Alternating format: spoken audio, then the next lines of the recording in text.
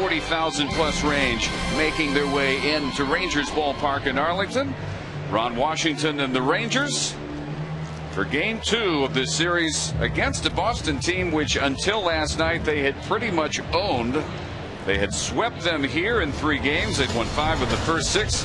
9th inning, by now you know all about. This is the lineup tonight for Terry Francona, and Jacoby Ellsbury had most of last night off, back starting in center field, followed by the defending AL MVP Dustin Pedroia, .327 career average against the Rangers. Last night's 9th inning hero Victor Martinez, followed by Jason Bay. Mike Lowell still at third for the suspended Kevin Youkilis. Big Poppy, who had a huge role last night as well, followed by the catcher Jason Varitek. Brian Anderson just picked up today, called up from AAA Pawtucket.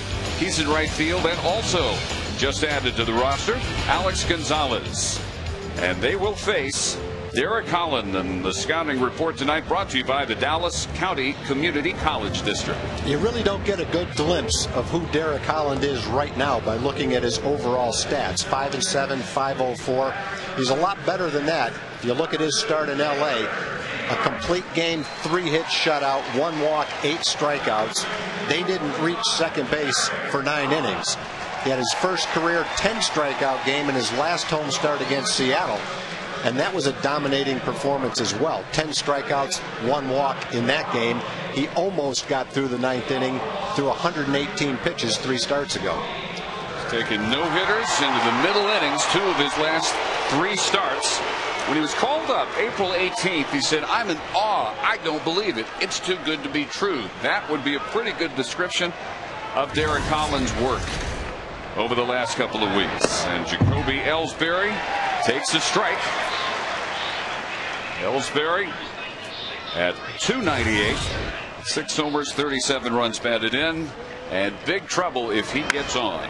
And he loops one into left field. That'll fall in front of Julio Bourbon, and right away the Red Sox have their top base stealing threat since Tommy Harper, who set their single season record back in 1973 with 54. Ellsbury has 52.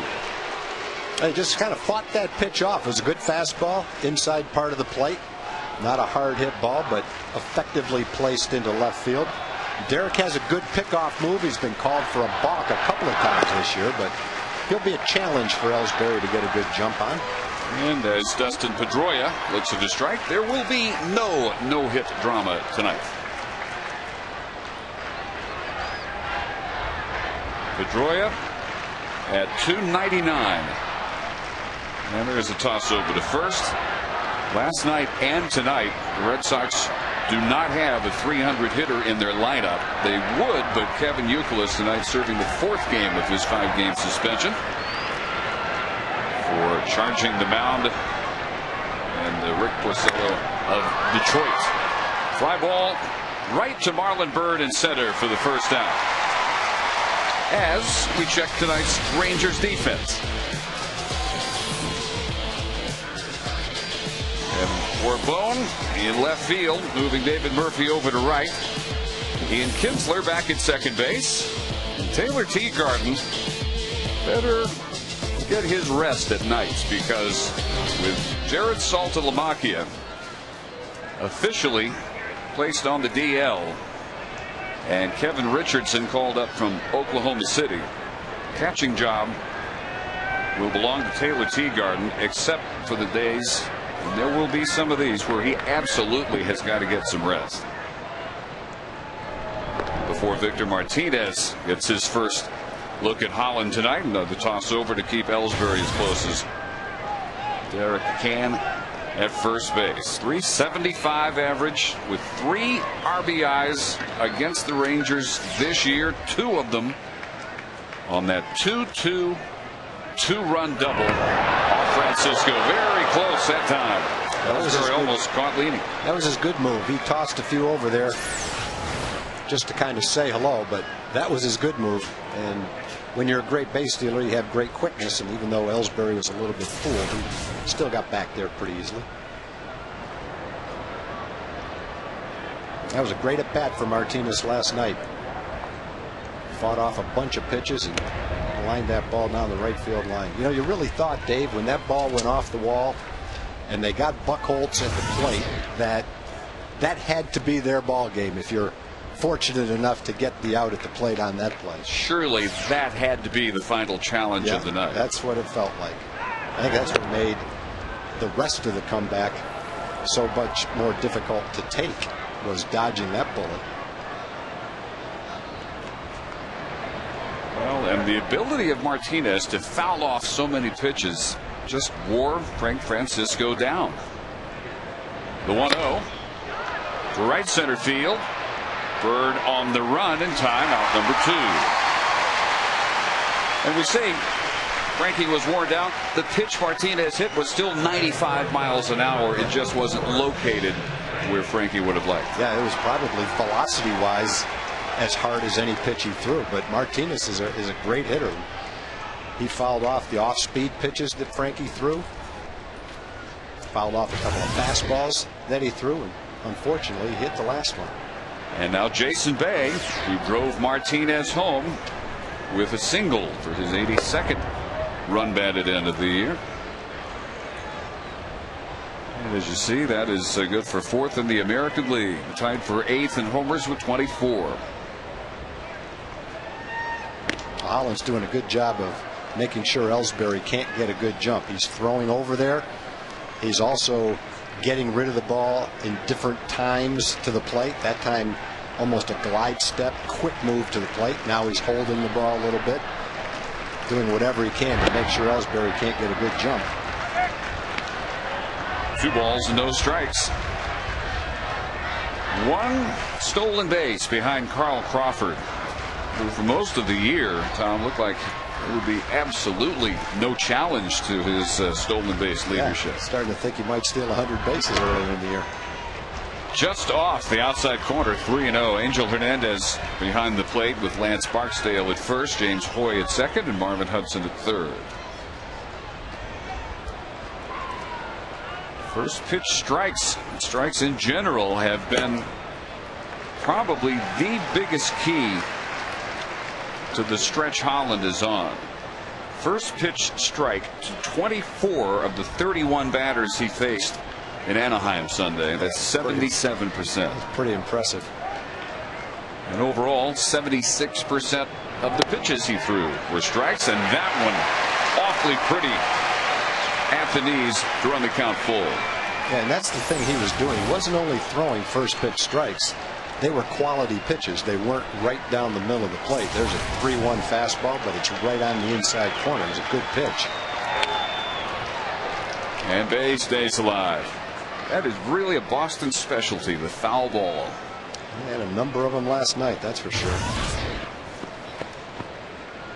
As much as anything, that contributed to the early exit of Kevin Millwood. 110 pitches through 5 2/3 innings. Another 3-2 and another fly ball. This one to the shallow left, and the shortstop Elvis Andrus makes the call.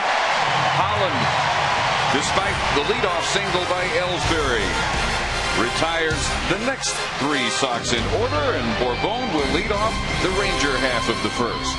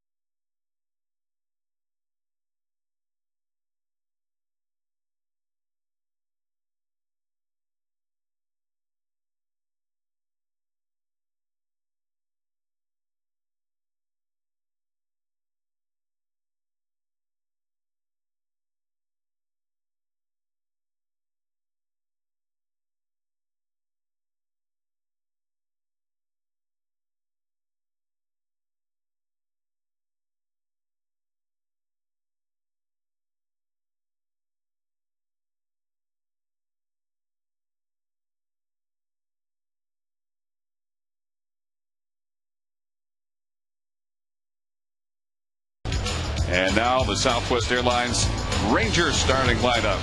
And as we said, it will begin with the left fielder Julio Bourbon. As usual, Michael Young second, David Murphy third in right field today, followed by Bird. Hamilton stays in the 5-hole despite his rip-roaring month of August. He's got 4 straight multi-hit games working, a 733 11 of 15 stretch in those 4. Kinsler at the 6th spot. Not leading off for a while yet, according to Ron Washington, but he eventually will again. Followed by Blaylock, Teagarden, and Andrews. Brad Penny, 7 and 6 with a .516 earned run average. Watches Bourbon show bunt and take high. Check out the scouting report on Brad Penny. He's 7 and 6 on the year, but his ERA is a little bit high at .516. He's given up a lot of extra base hits. A pretty high opponent's batting average, but it's pretty good with men in scoring position. 185 opponent's average with runners in scoring position. That's the 3rd best in the American League. If he wasn't pitching well with men in scoring position, his ERA would really be high. That scouting report brought to you by the Dallas County Community College District. And again, high, 3 balls and no strikes to Bourbon. Julio in his 6th game, his 4th start, his 2nd in left field. With 307 at Oklahoma City in 96 games for the Red Hawks. And taking all the way down the middle, 3-1. Bourbon saved his best for the tail end of basically the last quarter of his season at Oklahoma City. He hit .333 in his last 20 games. And that one at the very upper edge of the strike zone to run the count full. You like the fact that Bourbon is taking that 3-1 pitch, still has to throw him another strike. That wasn't a strike anyway. And he's going to see a fastball probably. Make him throw 3 straight strikes if he can. Lined over Alex Gonzalez. And just as Ellsbury did for the Red Sox, Bourbon starts the Ranger first with a base hit. And that's the situation that Bourbon was in. 3-2 pitch, but he'd seen a bunch of fastballs, so he had a pretty good idea what the fastball looked like. He took a couple of strikes, made him throw another strike, otherwise he would have walked him. He still had a good swing and a line drive base hit. So the Rangers with terrific speed now at first for Michael Young.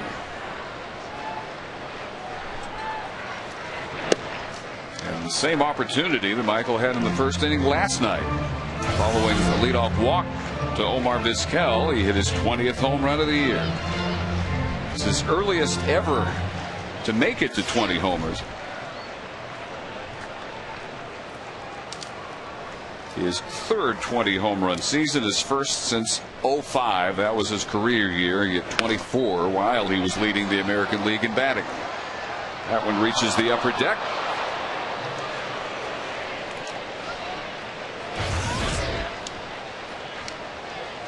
And only 2 American League third basemen with more home runs. Evan Longoria, Tampa Bay, Brandon Inge of Detroit.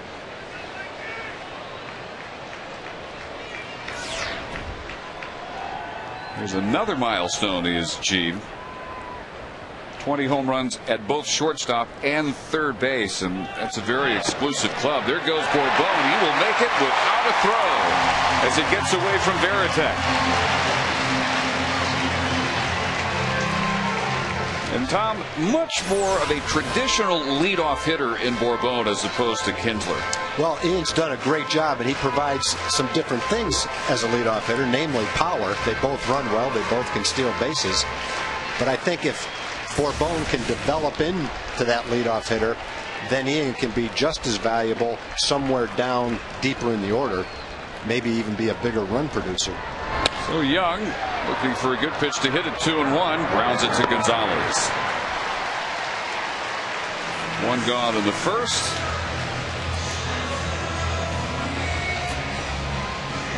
And now David Murphy, the former Red Sox first-round draft pick, 17th overall in 2003 out of Baylor. He's done well against his former team. 314 lifetime this year, up to 272. 5 of his last 12 hits for extra bases. The one thing that still has not come around for David is these opportunities. 1 for his last 16 with runners in scoring position. And why do you think that is? What is he still lacking there? You know, Dave, I think it's just kind of one of those statistical blips. I think generally guys hit with runners in scoring position somewhere around what their regular batting average is anyway. But since you don't get as many at bats with men in scoring position, it can fluctuate a lot. You can go 1 for 14, which doesn't look very good, but then maybe have a game where you go 3 for 3 and you're kind of right back where you want to be. But, you know, generally, and I'm not a statistical geek or anything, but I think generally you don't see many guys who hit significantly higher with men in scoring position than they do normally, nor do you see guys who are statistically way below their normal average with men in scoring position. Now, at any given time you can, but over a few year period, I'm not sure that that's the case with most players. I think one year you might see a guy hit 350 with men in scoring position, and next year he might hit 250. But I don't know that it has anything to do with a different type of skill set. Another high strike for Angel Hernandez. The zone skewing high today. 2-1. I think earlier in the year, or at different times during the year where the offense is struggling, maybe a player puts too much pressure on himself because you're not scoring a lot of runs and you feel like, wow, this is the one chance we've got, and maybe you try to do something that's not relaxed in your normal way of hitting. And he has been behind all 3 batters. Bourboin singled on a 3-2 pitch. Young grounded out on a 2-1. Now Murphy's got him 3 balls and a strike. Well, Penny tends to throw a lot of pitches. He's a big, strong, veteran pitcher, but he hasn't pitched 7 innings in a game yet this season. Murphy gets one right down pipe that time, but fouls it into the second deck. Brad Penny going the opposite way from Derek Holland since the break. 5 starts, he's just 1-3 with a 667 earned run average. And since June 1st, 12 starts, only 2 wins against 5 losses, and an ERA near 5. Murphy takes outside for ball 4. 2 Rangers aboard with 1 out in the first for Marlon Byrd. That's one thing David will do. He'll give you a tough at bat. He generally doesn't swing at bad pitches. He generally sees more than a couple of pitches, not a first pitch swinger all the time.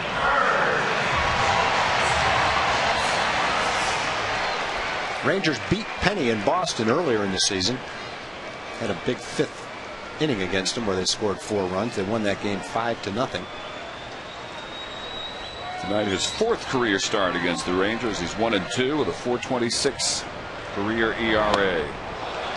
Byrd offers it 1 out of the zone after the break, and it's 0-1. 35 doubles, including 1 last night, as well as an intentional walk. He's hit in 20 of his last 22 games. Just keeps rolling on. 47th consecutive start. Ron Washington, night after night, pencils his name in, gets a very steady performance. Same pitch, same result, and it's 0-2. And Penny's been throwing a lot of fastballs, but 2 sliders to start the at-bat off to Marlon, and really good sliders too. Well, the Angels have jumped out in front of Baltimore. Bottom of the 4th, 5-1 LA behind John Lackey. Rangers unable to take advantage of a 16-6 Angel loss last night.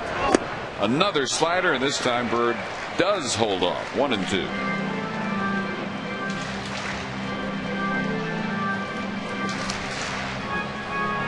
Rangers have lost 3 times. Last night actually made it 4 times in the last 2 weeks, on a night when LA and Boston lost or were idle. They've had lots of chances to make up ground. That's another thing that made that loss so tough. Down on strikes for out number 2. Oh, a good fastball by Penny, 95 miles an hour, right down around the knees after 3 straight down and away sliders. Marlowe had that pitch on the first pitch, he would have had a pretty good chance. But after seeing the sliders, it made it look that much quicker. And that was the only one actually in the strike zone. So 2 outs, 2 on for Josh Hamilton, who's been just about an impossible out. Last 4 games, at least 2 hits in all 4. And he takes a 94-mile-an-hour strike. 6 of his last 7, at least 2 hits. His last 11 games, right at 500, 20 for 40. And this time of year, this is almost impossible to do. He has raised his batting average 45 points to 265.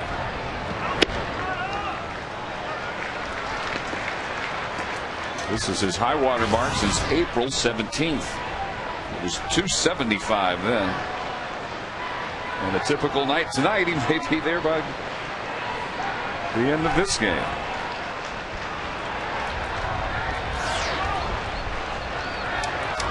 Corbone dancing off second.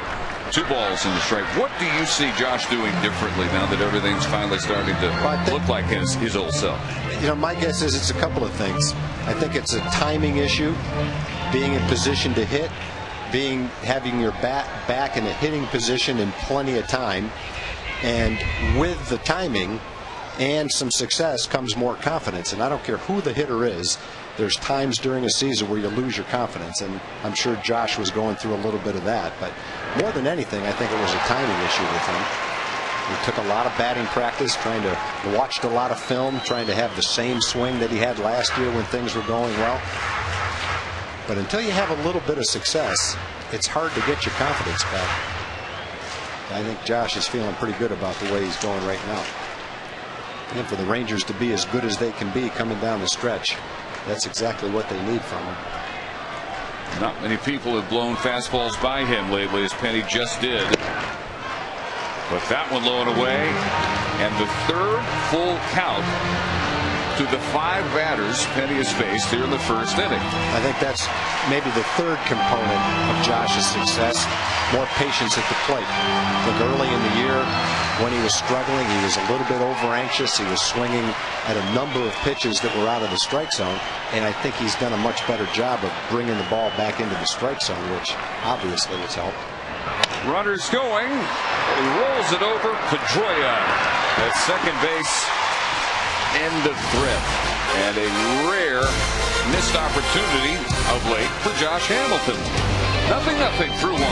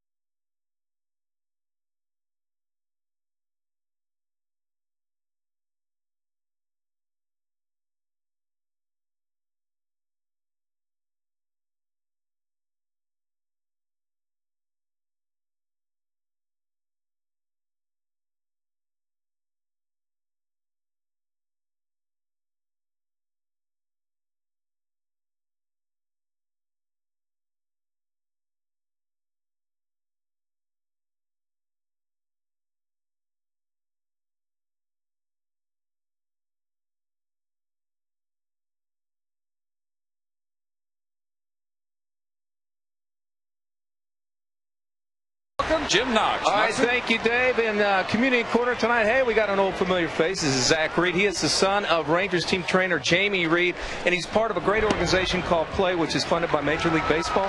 Absolutely. Play stands for promoting a lifetime of activity for youth, and it's a campaign hosted by PBATS, which is the Professional Baseball Athletic Trainer Society. We work at the Taylor Hooten Foundation on steroid abuse, and then also the Commissioner's Office. Commissioner Seelig has been very, very generous to us and funded the campaign and been a big supporter. All right, big happenings this afternoon right down on the ballpark turf, huh? Yes, absolutely. We hosted our campaign here with the Rangers. We had head athletic trainer Jamie Reed, Kevin Harmon, the assistant trainer, Jose Vasquez, the strength coach. We also had Ian Kinsler, Eddie Guardado, and Don Hooten of the Taylor Hooten Foundation. So they heard about steroids and then also got to hit in the cage with Ian and run some agility with Eddie. There we go. All right, keep up the good work. Nice seeing you, Zach. All right, appreciate it. Nice seeing you little guys over here. All right, Dave. All right, Jim. 1-2 pitch.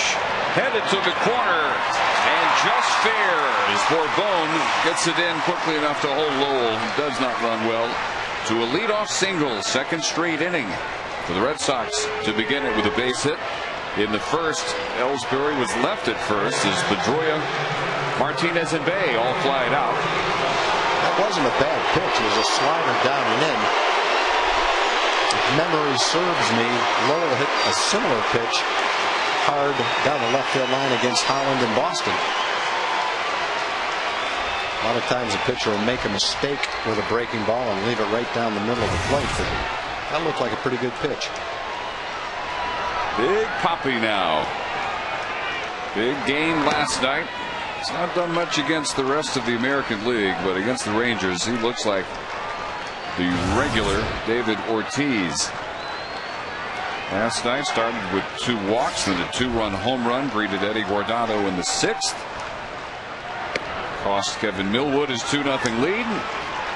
And then in the 9th inning, he started it all. He greeted Frank Francisco with a double. First of the 7 hits, and he scored the first of the 6 9th inning runs. So it all began with Big Poppy. And Holland behind him, 2-0, gets him to pop up. Bird ranging over in front of Bourbon for a big first out. All 4 outs. Balls hitting the air. None of them especially hard. On a jet stream night, does that possibly bode maybe something dangerous for Holland? I don't think so. Because most of them, that one he had a pretty good swing at, but in the first inning, all 3 of them were hit off the bad part of the bat, which means Derek made some pretty good pitches. And as long as they're not hit in the center of the sweet spot fly ball types, then I don't think it's a problem. So with 1 out, Lowell at first. Here's the catcher, Veritek. He had an infield hit, barely beating it out. Terrific play by Omar Vizquel. His throw just missed getting Veritek for what would have been a precious first out of the 9th inning. Might have been a little bit different inning if he was a half an inch slower. Another fly ball. For a busy start tonight for Marlon Byrd, this time ranging into right center for out number 2. Lowell scrambles back. That Dave, is what I think you were talking about. That ball fooled Marlon a little bit. He kind of came sideways thinking it was going to be a little lazy fly ball, and he had to scoot back to get it. Carried a little bit better than he thought it was going to. But he's had 4 balls hit the center field so far, 4 of the 5 outs. See him come back, come sideways, and then have to go back. Not that it was a tough catch, but it was a little deeper than he thought on a ball. It didn't look like it was hit that hard. Now the right fielder, one of the new Red Sox additions, Brian Anderson. Just recalled today from their AAA Pawtucket franchise. They sent Josh Reddick back down. Not a good looking swing there, way out in front. Yep, first changeup Derek's thrown. And that's probably why he didn't look too good. His last start, his changeup and his slider were both terrific pitches, but the fastball sets the tone for Derek, and he had a great fastball against the Angels. That's not bad right there. There's a great fastball to end the 2nd inning with his first strikeout. Again, a leadoff single. But Lowell, like Ellsbury in the first, stays at first.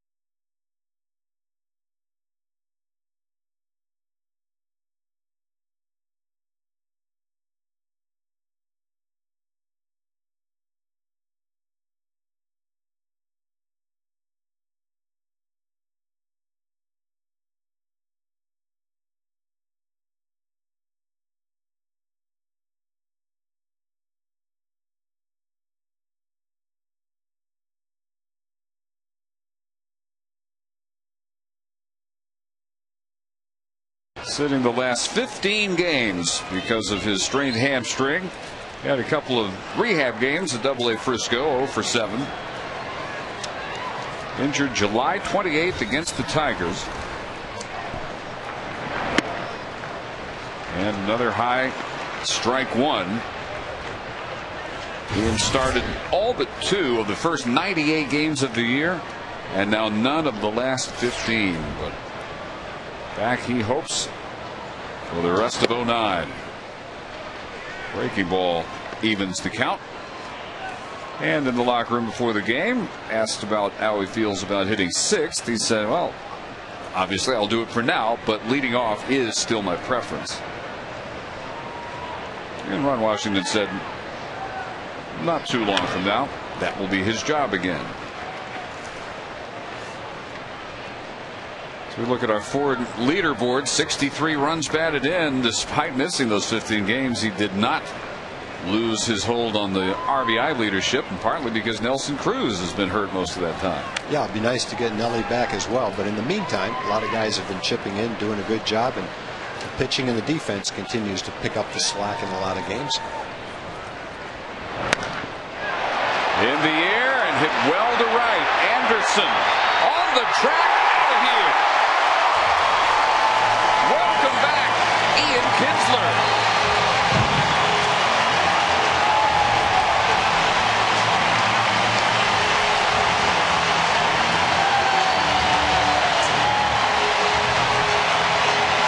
I don't think any Ranger has sprinted around the bases half as fast as Kinsler just did after number 24. Right, he went 0 for 5 in his last rehab assignment, but he's 1 for 1 in his return back. And I think there are some games, Dave, where that might not be a home run. Tonight might be a pretty good day to get one up to right field by the looks of it. Looks like a hanging breaking ball, hanging slider right down the center of the plate. And many times that's what happens to that pitch. Blaylock grounds it to Pedroia, and there's the first out. Kinsler just breaking his home run tie with Blaylock. They were both at 23.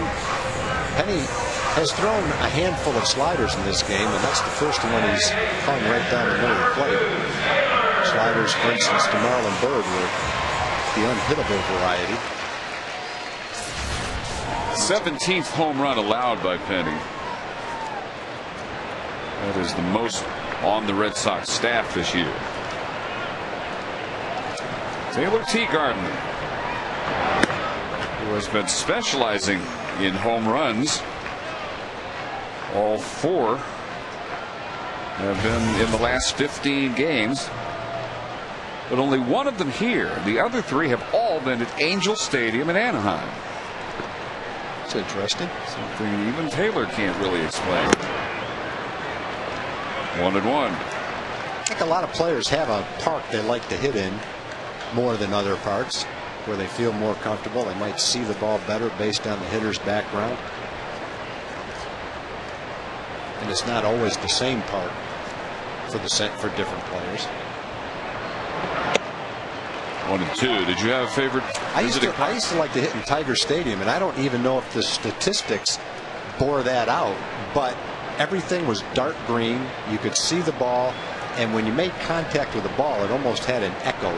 The crack of the bat just sounded better than it did in other ballparks. So I used to like to hit in that ball. Like singing in the shower rather than you actually were. Yeah. Yeah, I guess you could hit one and it sounds like you hit a better line drive than it really was sometimes. But a lot of my hitting took place in batting practice, so I could usually light it up pretty good around 6:15 on the road. 2-2 to Taylor. Again, you did not hear at the outset, Jared Saltalamacchia placed on the DL. Continued shoulder miseries. Strikeout number 2 for Penny. 2 gone here in the second. And that was a good slider. That wasn't a header. You see Penny kind of shaking his head as if to say, if I'd thrown that one to Kinsler, he wouldn't hit a home run. But that's what hitters do. You hope you get a good pitch to hit every time you go up there, and you hope you don't miss it. Salty's official diagnosis is right shoulder fatigue, but he came out last night after 3 innings because his right hand had gone numb. Elvis Andrus takes a strike. 0 for 3 with a sacrifice and 2 strikeouts last night. It snapped his career high 6-game hitting streak. He was .350 over those 6 games. And you could see the numbness issue with Salty on throws back to the mound. He said it was easier to throw to second than it was just the soft toss back to the pitcher. Yeah, and I'm sure that's the case when you've got a shorter throw and you're concerned that you want to throw it in an easy place for the pitcher to catch it. That weighs on you a little bit, and I've never had numbness in my hand to go along with weakness and a sore shoulder, but that combination seems like it would add up to problems being accurate with all your throws. Andrews going the other way, and that one finds the gap as Anderson quits on it.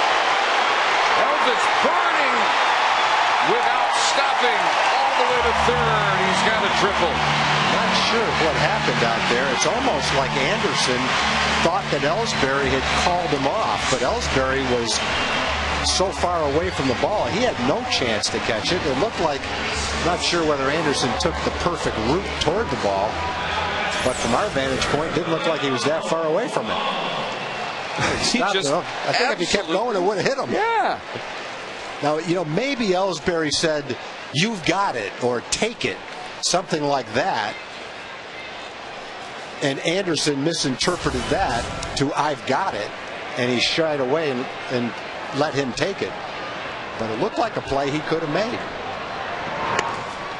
So, Orbone batting for the second time, and he led off the game with the single. One of those would be awfully handy here. Yeah, you'd love to pick up a run, kind of a gift run. Elvis's 6th triple. That moves him into a multi tie for 4th. 1, 2, 3, 4, 5, 6. He's one of 7 American leaguers now with 6 triples. David DeJesus of the Royals leads with 8. His teammate Willie Bloomquist and Sean Figgins of the Angels both have 7. So a homer and a triple here in the second inning off Brad Penny. Vortex stops that one in the dirt. It's 2-1 to Bourbon. Got Penny's pitch count up there pretty well. This pitch will be his 44th pitch. Bourbone's now seen a couple of changeups after a first pitch strike. He laced the fastball into left field the first time up.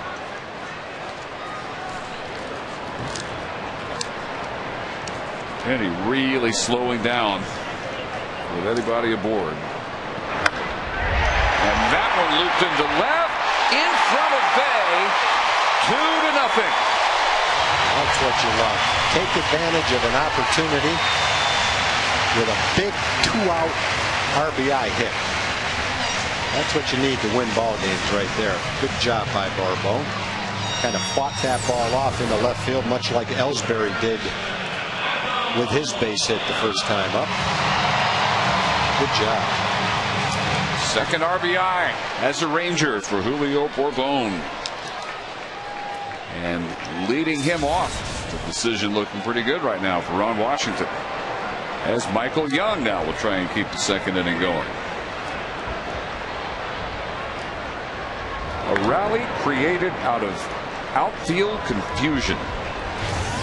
Elvis Andrus' fly ball to right center looked like Ryan Anderson would track it down. Suddenly he stopped in his tracks, thinking Ellsbury would get it. He was nowhere near. And the Rangers take advantage of what became a triple for Andrus with an RBI by Bourbon. Still 5-1 Angels now in the 6th inning at Camden Yards. John Lackey pitching well tonight for LA.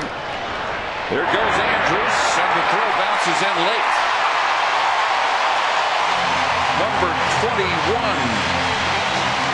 I beg your pardon, for Bourbon, the stolen base down at second base. Terry Francona is going to come out and have a chat with the second base umpire, James Hoy. See what their argument might be. Stayed on the bag. Well, he changed hands, but I don't know that he ever at any time didn't have one of his hands on the bag. Definitely in time. Stays on the bag, puts his right hand on. Yeah, there's no problem left hand up. That's no problem. I think when Terry sees that, he'll realize that the umpire made a good call. Stolen base number 2 of the game for Bourbon, who had 1 in his first 5 games as a Ranger. He's down at second base now with 2 outs, 2 runs in, and a 1-0 count to Michael Young. Now 2 balls and no strikes.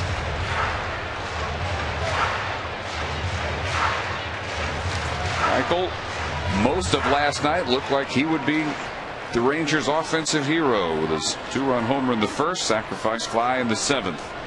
Drove in 3 of the 4 runs. A little bit outside at 95 miles an hour. 3 balls and no strikes.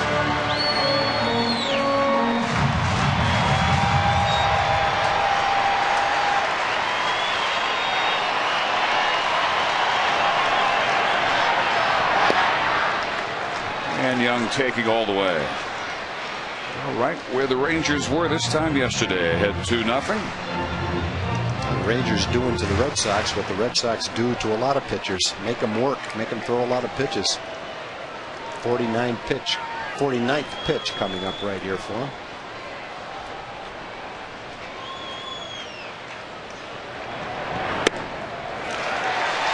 And Michael Young takes his walk. Second so far issued by Penny. The first was in the first inning to the man who will now step in, David Murphy. John Farrell, the Boston pitching coach, now out for a chat.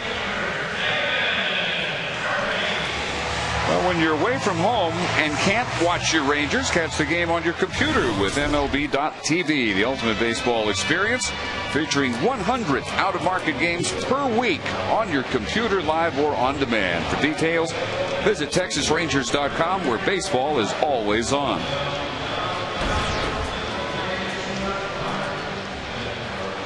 So Murphy with 2 on, 2 out, and 2 runs in here in the second inning. 2-0 Texas lead.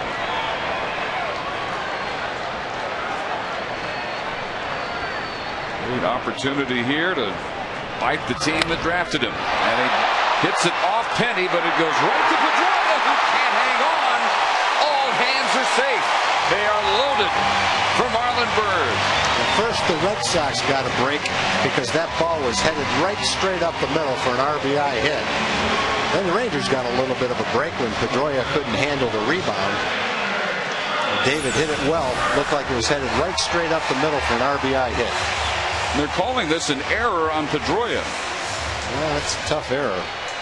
You know, number one, you're not expecting the ball to kick to you like that. The ball hit, took a funny hop because of the spin that it had on it. And for my money, if the Gold Glove second baseman can't make that play, it's probably a hit. Well, on the broken bat grounder by Byrd, Pedroia makes that play. Brings the second to an end, but it began with fireworks from Ian Kinsler, who homers in his first game back after missing his last 15. 2-0.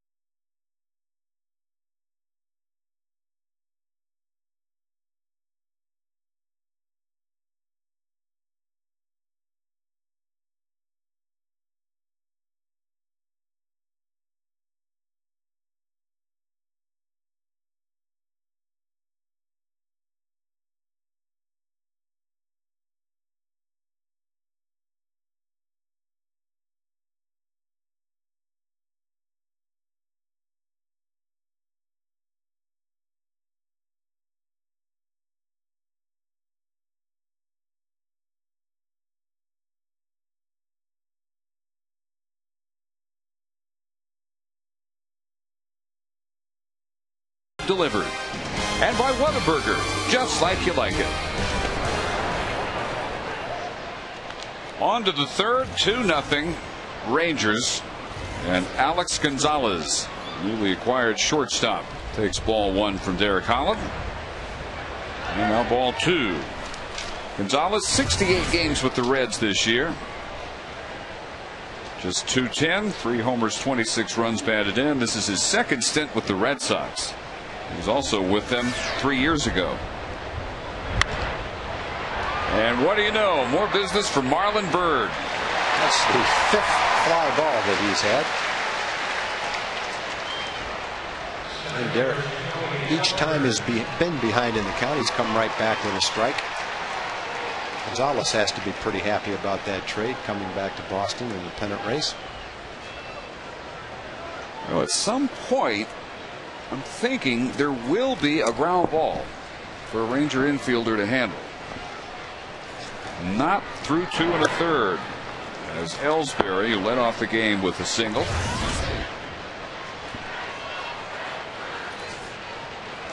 Holland's 29th pitch, 19 of them have been strikes. That one just off the outside.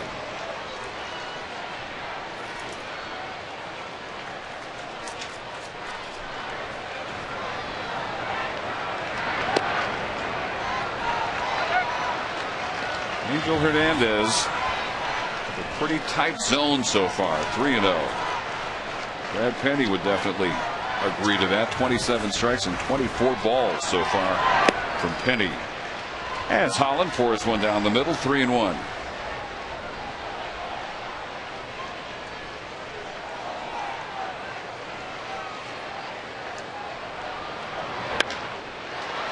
Again, Bird. That one, though, over his head and off the wall. And thinking free, but slamming on the brakes a third of the way to third base. Ellsbury will settle for a double.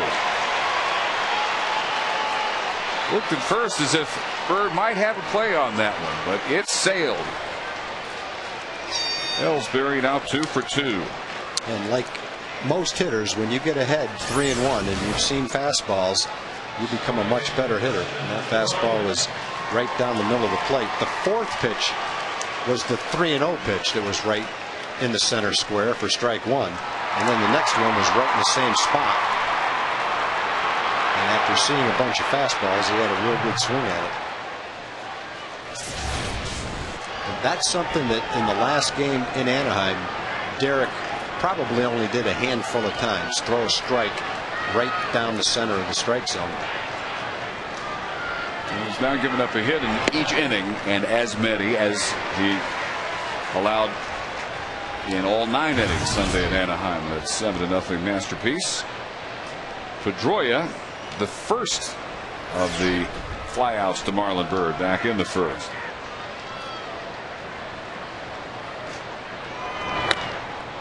Right back to Holland. Looks Ellsbury back to second and has the second out. And that is what's made Derek improve so much in his last several starts, especially the 2 big starts that he's had, is his ability to throw his changeup. Pedroia took the fastball for strike one.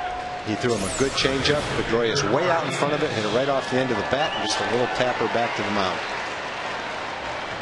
Well, he took the words right out of my mouth. I was going to ask you, is Holland starting to forget about his change? Seems like nothing but fastballs this inning. Yeah, I think the one thing he hasn't done quite as well today as in Anaheim is throw the first pitch strike with his fastball. But I think as the game goes on, he will. And there's a slider for a strike. And his ability to utilize the slider and the changeup have made a huge difference in his performance, as well as his ability to command the strike zone too. Not many sliders so far tonight either. That one right in on Martinez's fist, but catches the inside corner. 0-2. Have a special birthday wish for Hazel Foster from Cisco, Texas. She's 95 today. Hazel, I hope you're watching, and if you are, happy 95th birthday. Hopefully the Rangers will bring you a win on your birthday. The 0-2.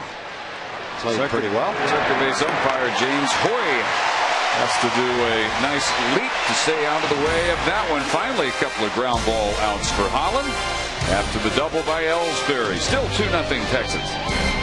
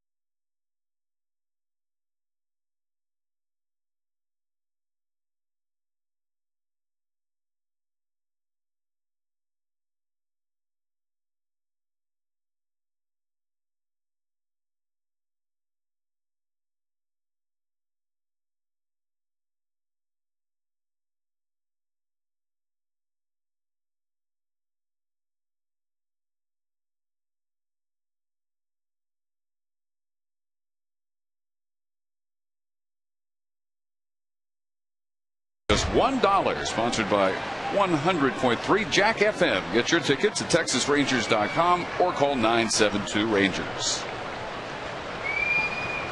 Great way to spend a Sunday afternoon. Watch this series wind up.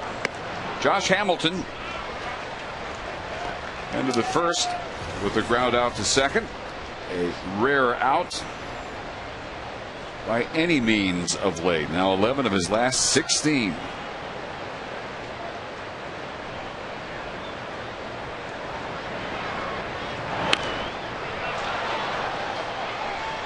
Maybe the biggest surprise about Josh's month of August is that he isn't the hottest hitter in the league in August. That's Joe Mauer.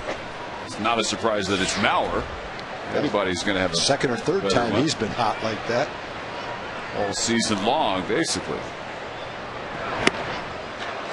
And Penny, a couple of times, been able to get that fastball past Hamilton. Very few swings and misses of late on, especially fastballs up against Hamilton like that one. 1 and 2.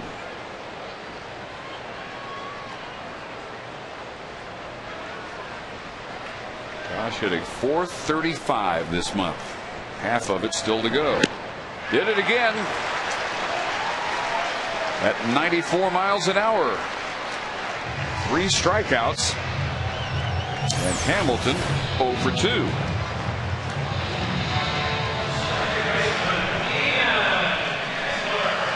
Kind of the opposite of climbing the ladder that time. Started him out higher than where he finished him off. So 1 out, and here is Ian Kinsler, who got the Rangers scoring started in the second inning. Something he's very accustomed to. A leadoff home run. It just wasn't a first inning leadoff home run since he's hitting in the 6th spot tonight. 24th of the year. 64th run batted in.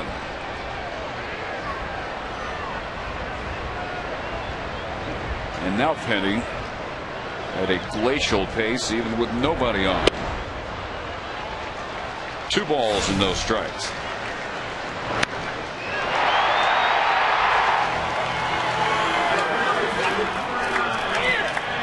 Jet stream or no? Do you think that would need any wind help? I think that one benefited from it just a little bit. It just seems like there's been a lot of balls hit like that this year. I know Michael Young said 2 or 3 of them that were caught right in the back of the warning track in front of the wall. And that one looked like it carried. I mean, Ian's got the power, obviously, to hit the ball out of there to right field. That one appeared like it had a little bit of help. It's tough to tell from up here, though. Down on the field, you really can tell based on the way the wind's blowing. You see the way it's carrying a little bit better down there. Well, Penny so careful after seeing him take him out the first time up. He issues him a 4-pitch walk, so he's aboard with 1 out for Hank Blaylock. I would say a pretty good bet. Well, maybe not with Ian's leg. He might not be stealing bases right now, but based on the way Bourbon was running, Ian's an excellent base stealer. But he may be playing a little bit closer to the vest right now until his hamstring is 100%. But based on the way he sprinted around the bases after that home run, must be okay. He may be faster than ever thanks to all the rest. And a strike at the knees to Hank. 4 strikeouts last night for the 3rd time in his career. Took the golden sombrero. Snapped his season high 8-game hitting streak.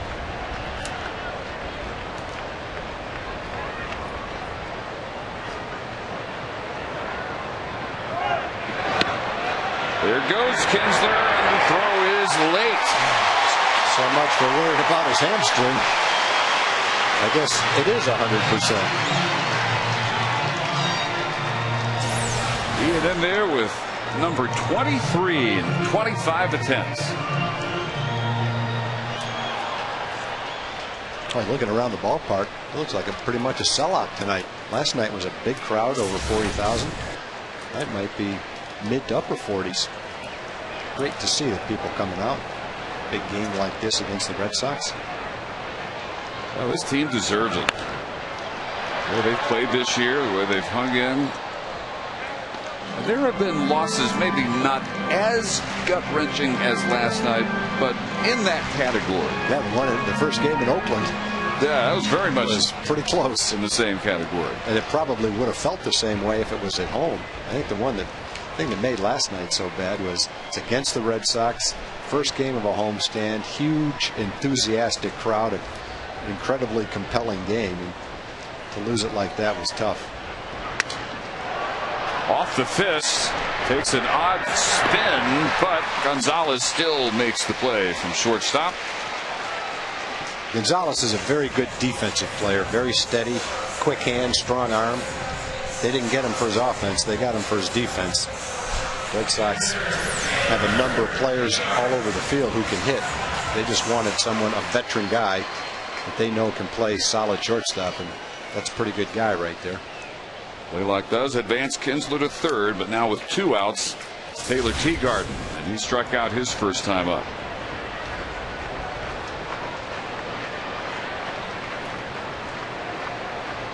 Teagarden, the Ranger catcher for at least the next couple of weeks, and who knows how much longer it may turn out to be. Rangers general manager John Daniels with an impromptu press conference before the game says that Salty will be examined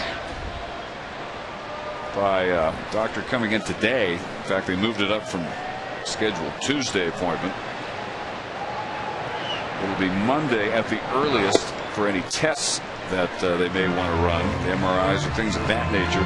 And until those are run, they won't really be able to say how long Salty may be out and precisely what they're dealing with. But they're just calling it right shoulder fatigue. That showed itself in numbness in his right hand last night. And that's why he had to leave after 3 innings. 1-2 to Teagarden. And Ron Washington says he's very comfortable with Teagarden as his frontline catcher. Kevin Richardson comes up from Oklahoma City and at some point will make his major league debut. Yeah, what a thrill for Kevin getting an opportunity. That's the way baseball is. Taylor wasn't playing all that much, but you have to stay ready because in 162 games your chance usually comes to play frequently. You look at the outfield at the beginning of the year. Looked like Marlin was the 4th outfielder. Wondered how much playing time there was for all the outfielders. And as the season goes on with performance spikes and injuries, everybody's had plenty of playing time out there. Look at the rotation, for crying out loud. Yeah. From what it looked like the opening day to now. Yeah, the thing you love about the rotation is how many young starting pitchers are performing in a pennant race in a way that makes you very enthusiastic about the years to come. Someone had told you back in April, Tommy Hunter may be your key pitcher the last 3 months of the season. Well, you know that you have to give a lot of credit to the scouts. Tommy was a high draft choice. I think he was around the 50th pick. The player development people and Tommy himself. He wasn't quite ready last year when he got the call, but this version is ready because he's got a couple of extra pitches. He's got the cutter. He's got, I think, a better curveball, tighter, quicker curveball this year. And when you look at his performance, it's directly related to the fact that he's a better pitcher right now than he was last year. But the scouts that saw him, the player development people that developed him deserve a lot of credit, as does Tommy. Put in the work to make the improvements. Tonight's starter, Derek Holland, expected at some point to get a chance. He's certainly taken advantage of his 3-2 roller, and again Gonzalez. So Kinsler gets the walk to steal his second, but is left at third. After 3, Rangers 2-0.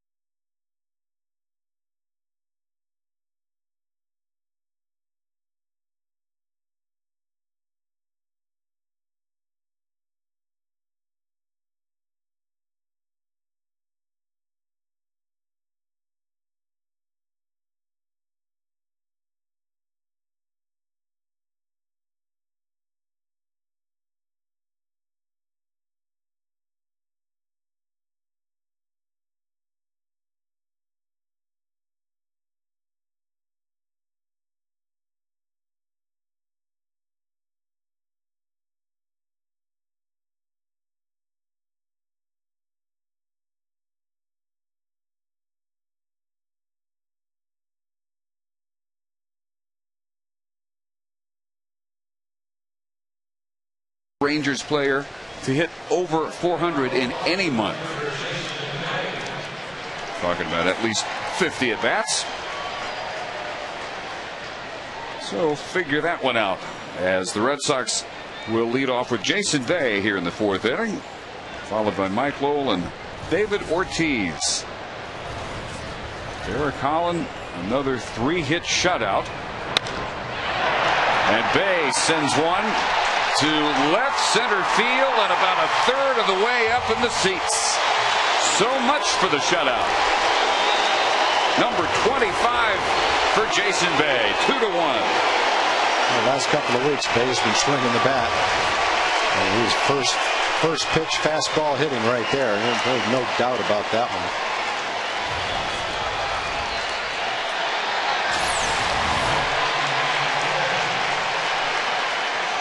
Not a lot of the plate, not a terrible pitch, but Bay's a hot hitter right now. He now joins the tie at 25 home runs, 6th in the league. Mike Lowell singled to lead off the second. Every inning except for the third, Red Sox have had a leadoff hit. In the third, Gonzalez flied out, but then Ellsbury doubled. Holland got out of that. Ground balls off the bats of Pedroia and Martinez. Ground ball here to Elvis Andrus. One gone. And let's go to Jim Knox. All right, thank you, Dave. Hey, up in the upper home run porch, the Crimson Storm volleyball team from Southern Nazarene University on hand tonight. Erica, the team captain, this is a retreat. What's it all about? You know what? We came to support the winning Rangers tonight. Yeah! From Southern Nazarene University, we just wanted to come get some awesome tips so we can go back and have a winning season this year. Good to see you guys and girls out here. And there is one male volleyball coach right over there. Good to see you out here, and good luck this season. Go Rangers. There we go. All right, here's Big Poppy. Takes a curve outside. And a fastball outside as well. 2 balls and no strikes. Ortiz on a 2-0 pitch. Fly to center. Following Lowell's leadoff single in the second.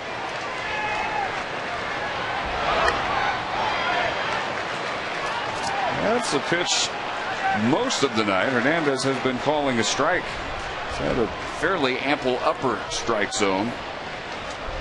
That one too high though, and it's 3-0.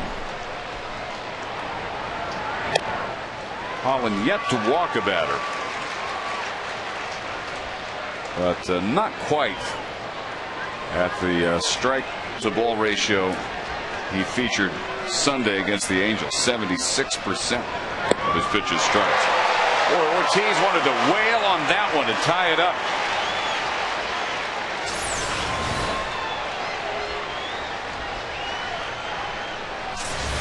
And instead a full count. Rangers have the overshift. Andrus on the right side of second base. And ball 4 outside. There is the first walk issued by Derek Holland. Ortiz aboard with 1 out and a run in here in the 4th inning. We have our nightly thank yous for the people who have sent up the sweets tonight. Shirley Coast, the cookie lady, sent up a new kind of a cookie and wondered if it was a popular brand of cookie. And Shirley, all I can say is when we set them down and looked, they were gone. So people must have liked them. And Molly Fisher and Taylor Hinojosa of Dallas sent up a batch of cookies. Thank you very much. Jason Varitek takes strike 1. He also flied out to Marlon Byrd his first trip. Now 3 for his last 34. Red Sox have 2 types of hitters right now. The sizzling kind are those who can't buy a hit. And that's about the only way Varitek has been getting hits lately. He had the infield hit in the 9th last night and blooped that one over Kinsler and in the short right. But he will take it the way he's been going lately. And a good pitch. Got in on him, jammed him. Same spot as the first pitch that he took. If you put the ball in play, you've got a chance. A little blooper, but it counts. But the odd thing about the streak he's been on, the negative streak, as Anderson fouls the first pitch back, is he still manages to get on base. 12 of his last 15 games he has reached, with 9 walks in that span. So one way or another, Tech figures out a way to contribute, even hitting .091 over his last 9 games coming into tonight. 1-1 to Anderson. His move and addition of Gonzalez, part of a busy couple of weeks for the Red Sox. 7 roster moves over the last 11 days. Anderson acquired from the White Sox for Mark Kotsay just before the deadline. A weak wave there. And it's 1-2.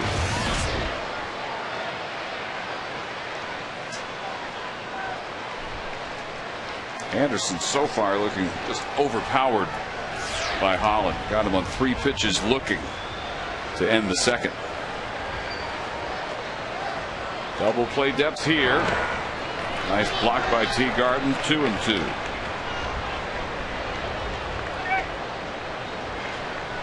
Anderson with the White Sox for 65 games this year. Just a career .225 hitter. Debuted in 2005 with them. And again today, up from Pawtucket, Red Sox AAA affiliate Josh Reddick started last night in center, sent down. Again in the dirt to Teagarden, and Holland now in danger of losing the number 8 hitter to load the bases for Alex Gonzalez. Well, you got him to swing at a changeup for strike 2, run the count to 1-2. Then he's missed with 2 straight sliders. Now he's run the count to 3-2. Not many strikes with his slider tonight. So heat is the answer. Only 2 strikeouts, and they have both been Anderson. You got him looking at a fastball and swinging at a fastball.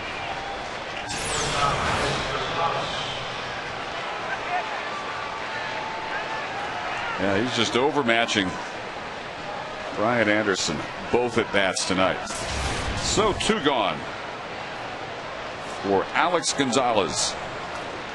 Fly to center his first time up. Can't catch up to a 90-mile-an-hour fastball.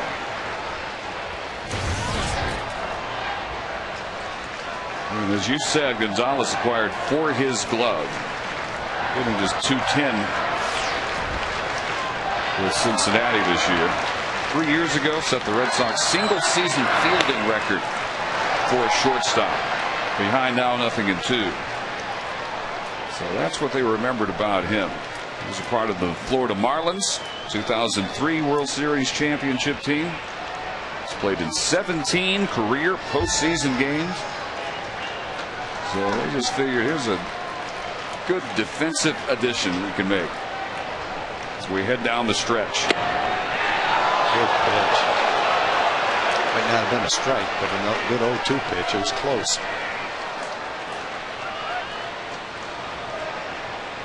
Red Sox at the break led the East by 3 games. They've gone 12-15 since then, behind by 6.5 games beginning play tonight. Now 2-2. Sliders are a little bit low, a little bit inside, and the Red Sox aren't swinging at it so far.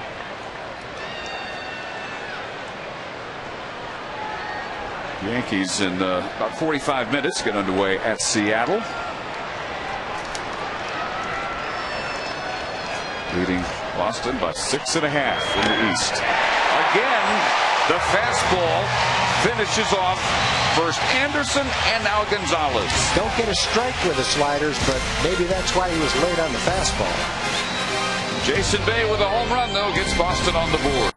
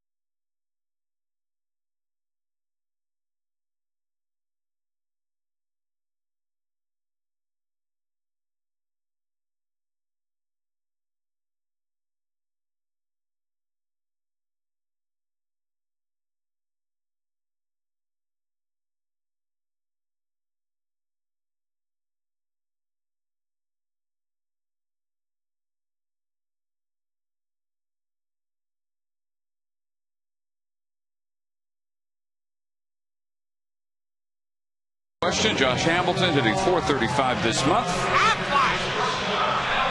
And Frank Catalanato, last Ranger to hit .400, .406, August of 2007. Our Aflac trivia answer. Bottom of the fourth, Elvis Andrus, who tripled and scored the second run back in the second inning. With 2 outs, driven in by Julio Borbon. His second single in as many at-bats as he so often does. Elvis starts by showing bunt, then pulls back and takes a strike.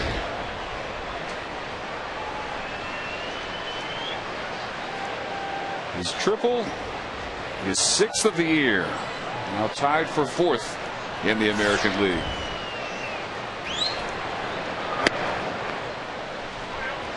Maybe with a curve, stays high, 1-1. Angels in Baltimore now in the 8th inning and still 5-1 for Los Angeles of Anaheim in the top of the 8th at Camden Yards.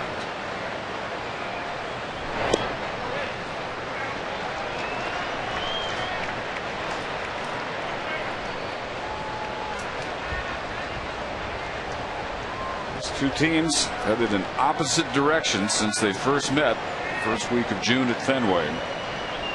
Since July 1st, Rangers 17-8 against teams above 500. As Andrus rockets one through the hole, he's 2 for 2. Yeah, pretty nice hitting by the rookie. He took the slider away that a lot of guys swing at and hit a good fastball in for a base hit. Good night for him so far. And you got more speed on the bases. Each time the Rangers have been in that position, they've stolen a base. Twice for Borbon and once for Ian. Well, Elvis, 20 of 22 missed stolen base opportunities this year. He's the 10th man in history to steal 20 before turning 21. And Borbon getting a chance in the leadoff spot tonight. Could hardly have been better so far. He has singled and stolen second each time. Last time his single, as we said, drove in Elvis. After his 2-out triple, the Rangers got a 2-run second, which began with Ian Kinsler's leadoff home run. Rangers 3rd in the league in stolen bases.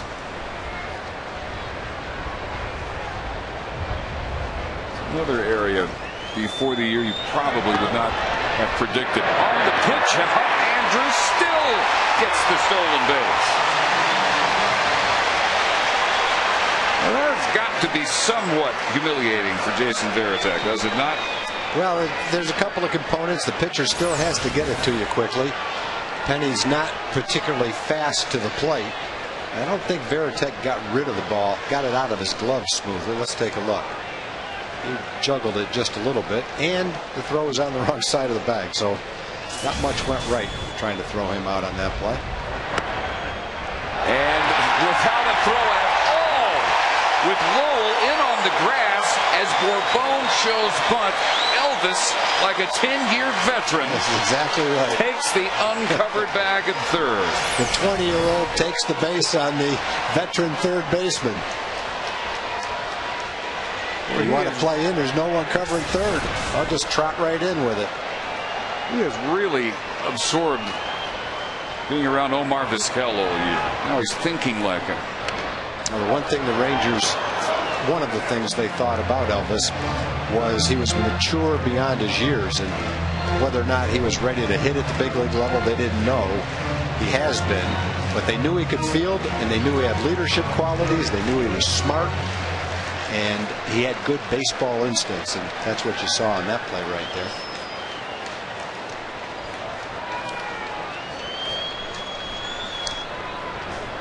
2-1 pitch. Gets through Penny. And trotting home, Andrus makes it 3-1 Rangers. Now they're right in the same position they were about 5 minutes ago. Nobody out, fast runner on first.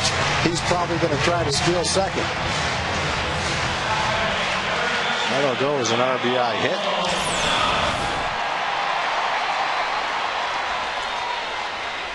Penny trying to do a Kevin Millwood and barehand it with his pitching hand. Most of the time Millwood makes that play.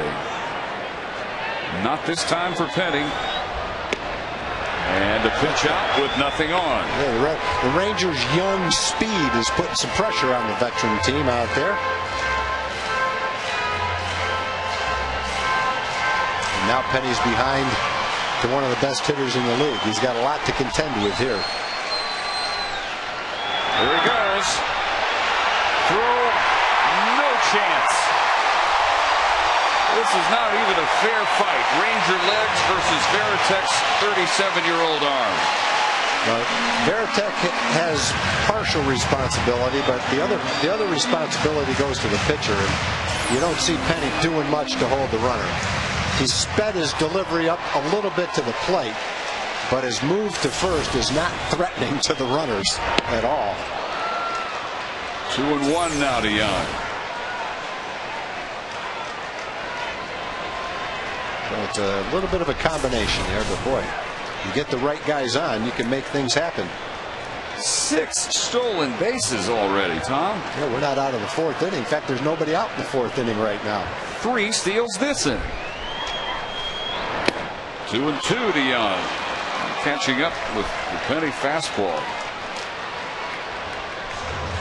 Andrews effectively turns his single into a triple, stealing second and third, and then Bourbon with his infield hit brings him in. He turns that, in effect, into a double. He has stolen 3 bases tonight, 3 for 3 in the leadoff spot. A shot on one hop, handled by Pedroia. That's exactly what Michael was trying to do. Hit the ball on the right side and move the runner. And he hit it hard. And if you find a hole doing that, obviously that's even better.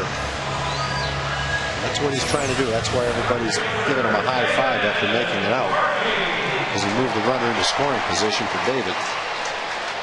He hit it so hard, in fact, that Pedroia actually took a look at third. He did. Slower runner, he might have given it a shot. So Bourbon down at third. 1 out. Conference time before they face David Murphy,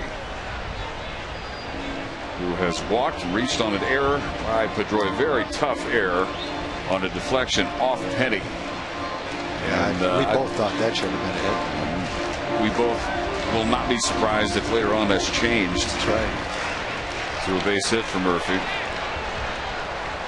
Pedroia did bobble it, but it didn't go straight to him, and didn't seem to have a very obvious out had he gone to either base, first or second. 84 pitches right now for Penny, so he's got a huge pitch count. Well, 40 balls among those 84. His own command, the biggest reason, or lack thereof. 1-1 to Murph.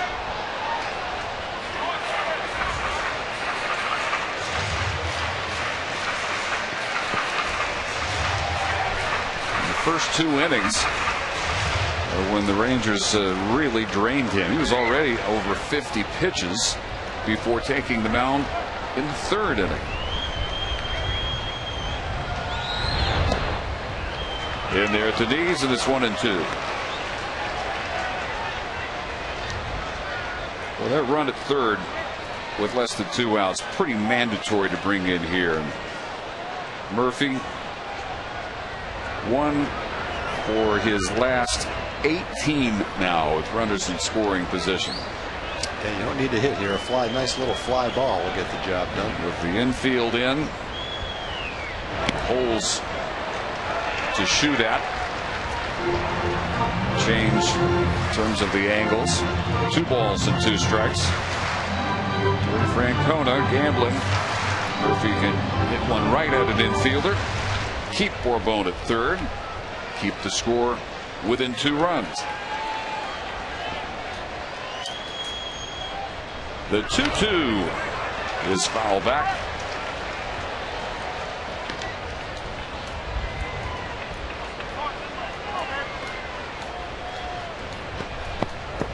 David in his last 9 games has driven in 5 runs, a couple of homers. 3 doubles.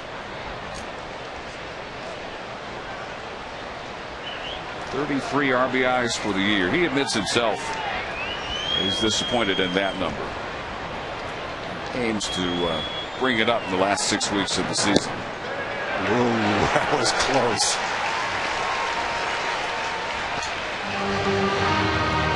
Then he thought he had out number 2 instead of full count.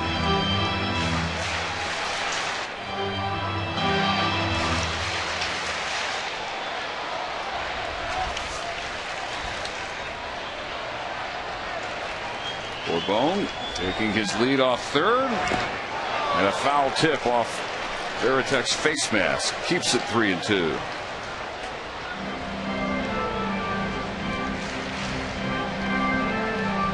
Now there's another lesson from last night, and that was that you just don't have ever enough runs against a team like Boston. That's a good lesson. Get them while you can. It looked like 4 would be enough.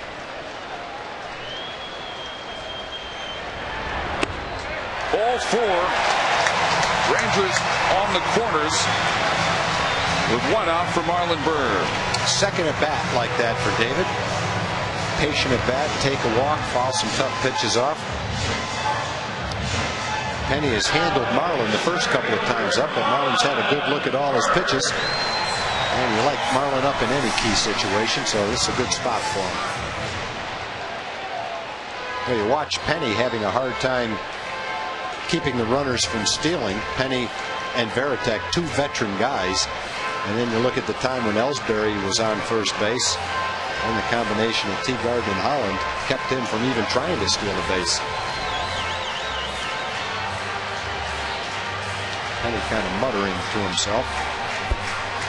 Well, John Farrell, the pitching coach, has completed his trip. Marlon struck out in the first, ended the second with a fielder's choice grounder. He's hit in 20 of his last 22 games. Chance to add to a 2-run lead. And he has not handled the slider so far at all. So a good chance Penny will just keep feeding that pitch to him. Yeah, if you're going to swing at it and it's a little bit out of the strike zone, you're going to see a lot of them. So the key is to lay off it, and that's a lot easier said than done.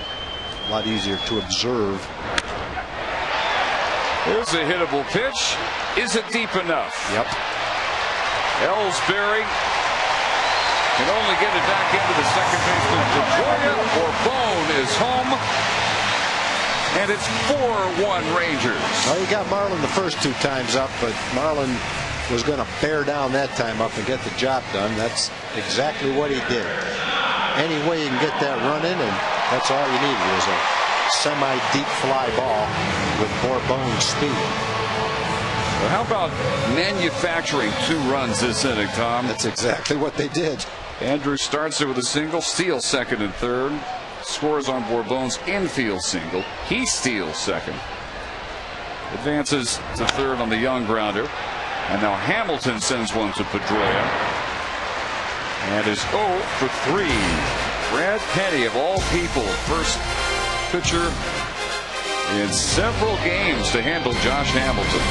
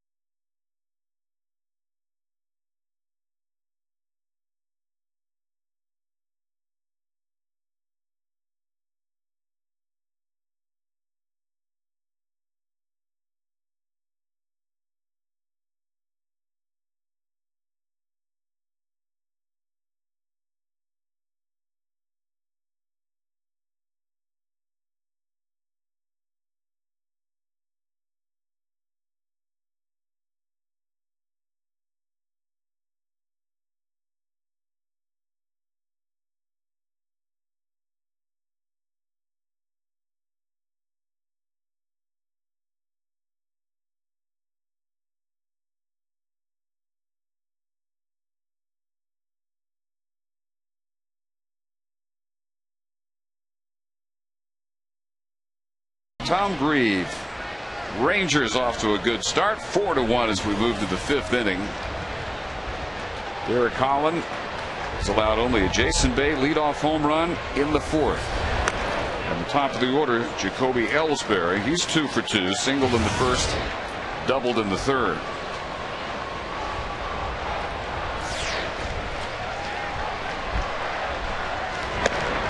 Base hit. The only one of 5 by the Red Sox to do any damage, as they have left at least 1 man on in each of the first 4 innings. Last inning they left 2. The Rangers taking advantage of their opportunities. Kind of a similar situation to last time. Ellsbury's seen all fastballs. He's ahead in the count. Last time he got another fastball and doubled to left center field. Chopper here off Hamilton, but Andrus redirects as he was moving towards second. Just slows a bit to handle the deflection, and it's 1-6-3. Ellsbury retired for the first time tonight. He made a good pitch. Nice play.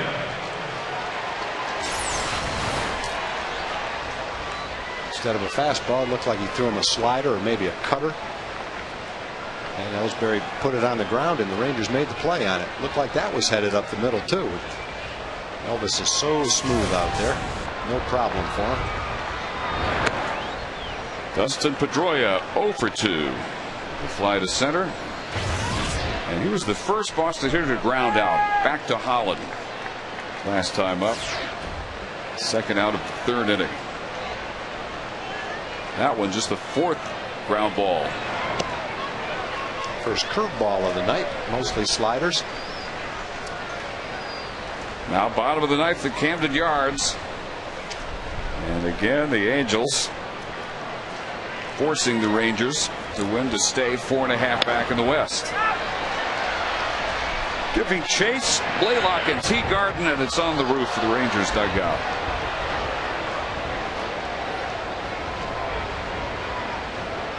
Now, the Rangers insist that although they are closer to Boston in the wild card race, they need to keep their minds mostly focused on the Angels and the West race. Yeah, I don't think at this time of year, with 6 weeks left, you want to settle on your focus being for the wild card. Settle, I agree with that. Settle on the division and then see what happens, but don't set your sights lower. 4.5, and any moment now that will go to 5. And basically what it boils down to is the old cliche: come out every night, play hard, and try to win games 1 game at a time. And the reason that's such a cliche is because it's so true in baseball. Over 6 months, over 162 games, when the same questions are asked and the same discussions come up, you hear that a lot because it's so true. That's what you have to do.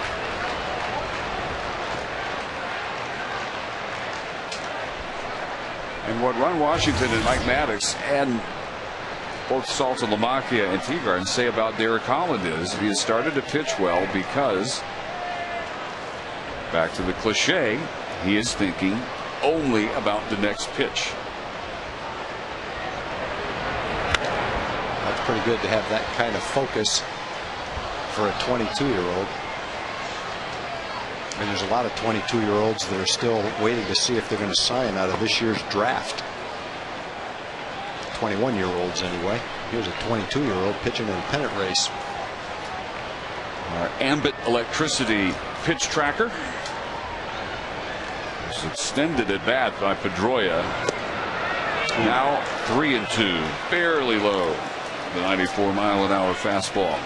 It just shows a young pitcher like Derek with immense talent.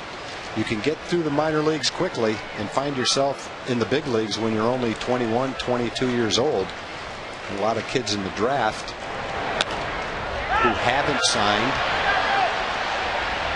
That one may be playable. No, second row.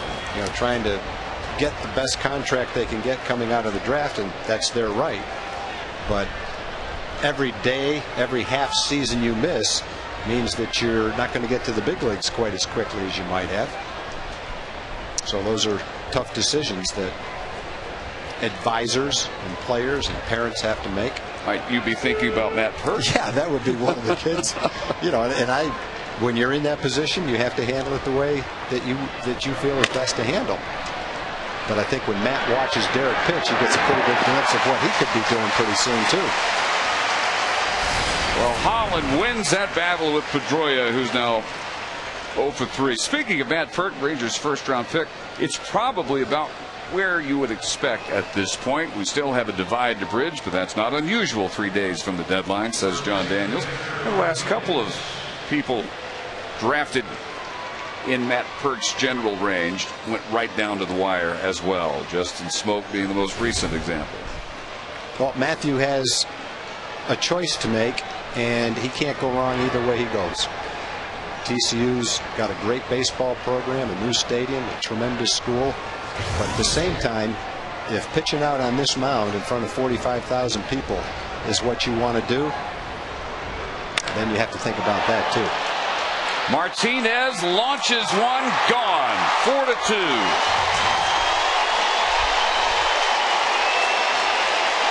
Number 18 of the year.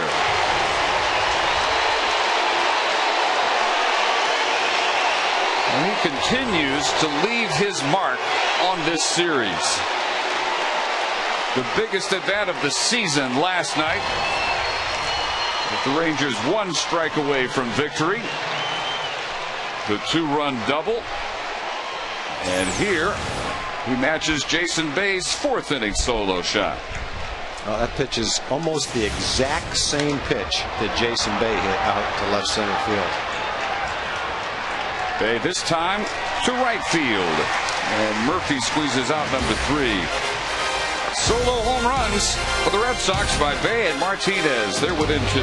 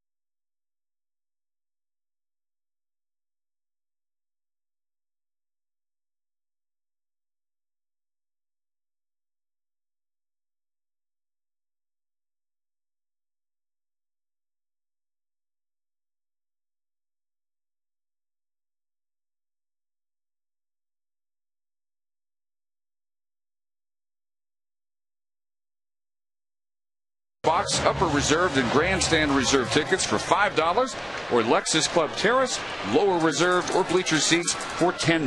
This great offer available on Tuesday, September 1st for the doubleheader against the Blue Jays. Purchase by entering DINGER as the coupon code on TexasRangers.com. And Ian Kinsler, who has homered and walked, looks at a strike from Brad Penny, beginning the Rangers half of the 5th. As we welcome our Rangers Live analyst, Mark McLemore, to the booth. Welcome, sir. Thank you. Thank you. And I've got a question for you. It has to do, probably not much to your surprise, with what happened last night. Well, I'll tell you, in a situation like, what happened last night, I probably, as a leader of the team, I probably wouldn't say anything. I definitely wouldn't call a team meeting. I would probably just see, look at my team when I came in, because that's what I did. I would look at all of my teammates as they came in and just, I would just take inventory of what was going on. And if I saw somebody with read their head body down, language, absolutely, definitely. And if I saw that, then I may go have a conversation with them, or just, loosen them up a little bit, kid around. But that was it. I mean, you really can't make too much of a big deal about it, because it's really one loss. You've got to bounce back. Whether you won last night, you still have to come back today and be ready to play today. So I really wouldn't look at last night's loss as a real big deal. And based on first half of this game, is it your judgment as Kinsler strikes out that is exactly what the Rangers leaders have done? That's exactly what they did. They didn't worry about it. They've got a bunch of veterans on that ball club, so they know it's nothing to panic about. It happens. They've done it to other teams, so they know it's going to happen to them at some point in time. They just have to come back out today and concentrate on today's game, and then come back tomorrow and try and take the series. Did it remind you of any games when the Rangers were trying to get to their first postseason berth ever, and there were some killer losses I on can that think stretch? of one. I don't know. Were you on the team when Garrett Anderson hit that ball off Mike Stanton in Anaheim to left center field to beat us in the game? I probably was. We had a lead in Anaheim late in the season, late in the game. We had a couple of 2 or 3 game lead, and Mike left a fastball up and out over the plate. He drove it into left center field to beat us, and I think they maybe won the first 2 or 3 games of that series, but Rangers came back. I think it was John Burkett the next night, pitched a game, and we won the game. Right, I remember that. But it took some memory jogging there. It did. You had erased it from your... Yeah, that's a good example of what you're saying. Yeah, I try to do that all the time. I don't want to remember the bad ones. I think a lot of times it's those of us that are describing the game, the fans who have so much invested in the team, we take the games tougher than the players do. I mean, you don't want to lose, but you've got to come back and play the next night. I think it affects other people more than the players. It does, because, as a player, you can't get too high and you can't get too low. So when you lose that game that you should win, you can't be in the doldrums the next day you come in. Just like when you come back and win one in the ninth, you can't be thinking you just won the World Series, because you've got to come back and play today. I've got a friend back in Massachusetts who went out to eat after the Red Sox lost one of their playoff games to the Yankees, and he saw several Red Sox in there eating, and he was so mad after eating because they were laughing while they were eating. He said, I was more upset than they were.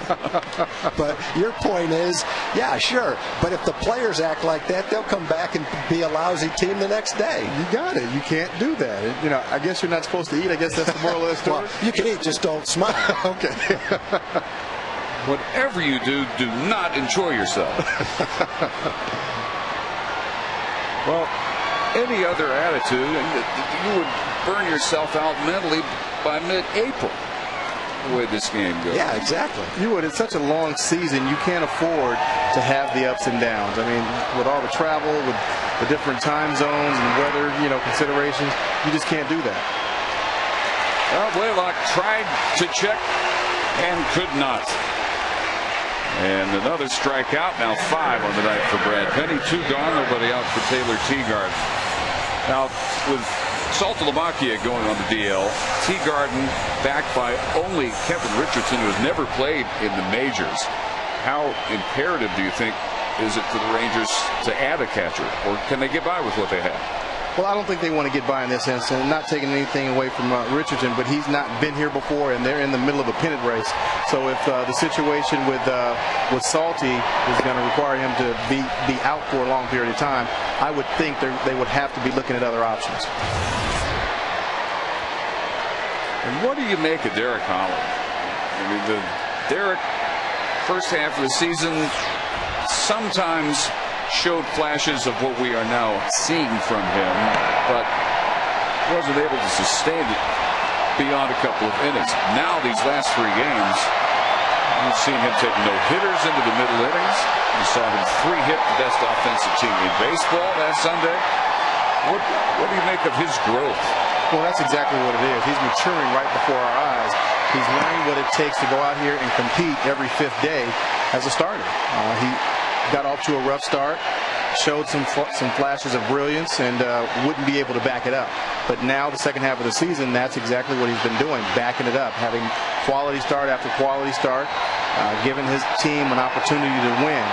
And in doing so, he's shutting down the opponents each and every time. He's not giving up 4 and 5 runs at a time. He's either giving up nothing or one.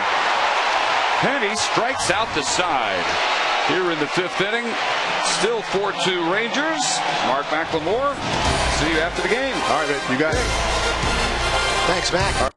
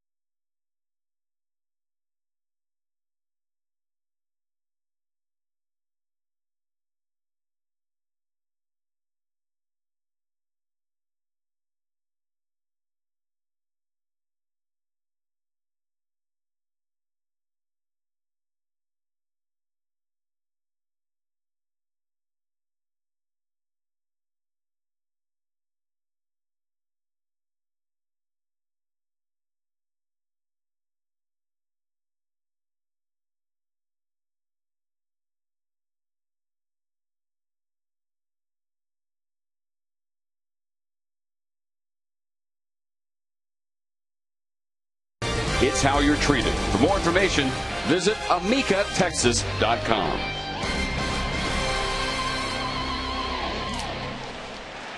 For 2 Rangers, Derek Holland will work to Mike Lowell, Big Poppy, David Ortiz, and Jason Varitek here in the 6th inning. 76 pitches, 48 strikes, 28 balls. So pretty close to the ratio he had, strikes to balls Sunday in Anaheim. There is a pitch we have not seen very often, a curve for a strike. Good way to start off Lowell, who was singled and grounded to short. And a changeup. He's throwing a lot of fastballs, and if he has good command of his off-speed pitches, be a good time to use them, and that's exactly what he's done to get ahead of Lowell. No balls and 2 strikes. Fastball a little bit low. Orioles down to their last out. Bottom of the 9th, trailing the Angels 5-1. Brian Fuentes on the mound trying to finish it off for LA. And Lowell stays alive. Lowell made some history in that game last Tuesday when Kevin Youkilis got himself first tossed and then suspended for 5 games. Came off the bench and homered twice. Corbone starts back on this one. Now realizes it's not going to carry that much. And Lowell is out number 1. The last Red Sox 2-home run man off the bench, Joe Foy, back in 1967, their pennant year. Is that a name that rings any kind of bell at all? Joe Foy. I played with Joe Foy. Really? After Joe Foy was with the Red Sox, he ended up playing in 1969 in Buffalo. I'm not sure if he got back to the big leagues. He might have gotten called up by the Senators some point in time during the 69 season. Not sure how much he played after that, but yeah, that was kind of exciting for us to have a big league player join our ball club. Joe was a good guy. Haven't heard much about Joe, but I enjoy playing with him. One reason that Youkilis decided not to fight the suspension, just go ahead and take it, is because Lowell is hitting so well. 3 homers, 5 runs batted in his last 4 games. Just outside, and it is 3-0 to Ortiz. He walked his last time. And so far, that is the only walk issued by Holland. Derek's still throwing well at 93 miles an hour. I always wonder about the radar gun speeds. They seem lower in our ballpark than a lot of the parks on the road. At least 3-4 miles an hour. Well, it seems that way. Base hit up the middle. Oh, wait. The shortstop's there. Exactly what that overshift is designed to do. Andrews at what would be second base, but he is the shortstop, so it's 6-3. And let's check in with Emily Jones. Emily. Well, guys, not only am I here with your friendly 6th inning reminder of where you can find us on the internet, that of course on Facebook.com, that's Fox Sports Southwest, and on Twitter.com, FS Southwest, but I'm here with the sign of the apocalypse. And Tom Grieve, you listen up very closely to this one. I'm listening. I know you are very much against this Twitter thing, a little bit reluctant to embrace it, but I'll tell you what, John Blake, the VP for the Rangers, and also too resident Rangers guru and very old school baseball man, I might add, is twittering. No way. Yes, sir. It is true. He's twittering under the name of Ranger Blake. Whoa. Breaking news. Well, maybe I'll have to start considering that. Maybe you can show me how to Twitter. You might think about it, Tom. Okay. Someone's got to explain to me why anyone is so important that their whereabouts must always be known. I can't answer that, Dave. A 1-2-3 inning. That is the first of the night for Derek Holland. And still 4-2 Texas.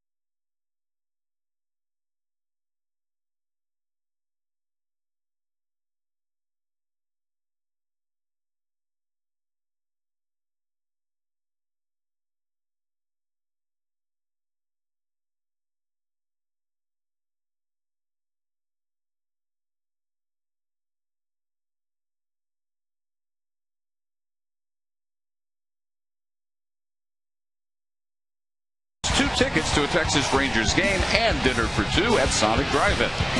Tonight the Rangers are hitting for Benito Serenil from Arlington. If the Ranger hits a grand slam during this inning, Benito will win $25,000. You can register at any North Texas Sonic restaurant. Dave Barnett and in for Josh Lewin tonight with Tom Grieve. Bottom of the 6th. And 2 guys who have been the biggest nightmares for Brad Penny, Elvis Andrus and Julio Urbone, will be followed by Michael Young. Elvis has scored half of the Ranger runs, tripled in the second. Urbone brought him home on the second of his 3 singles. Andrus last inning single, stole second and third, scored on the 3rd Urbone base hit. And what a tandem they've been in the 9-1 slot. Well, Penny's at 110 pitches, but his best inning was by far the 5th inning when he struck out the side. He's a big, strong guy. A number of pitches shouldn't affect him too much. Andrews chops. Alexander spins 360 and barely gets Elvis. Well, that's some kind of play right there. That ball took a tricky hop on Gonzalez. He went down almost on his knees. Had to relocate his glove to make the play, turn all the way around, and throw a strike to first base. That's very much an athletic play. Well, that's already looking like pretty good acquisition. Yep.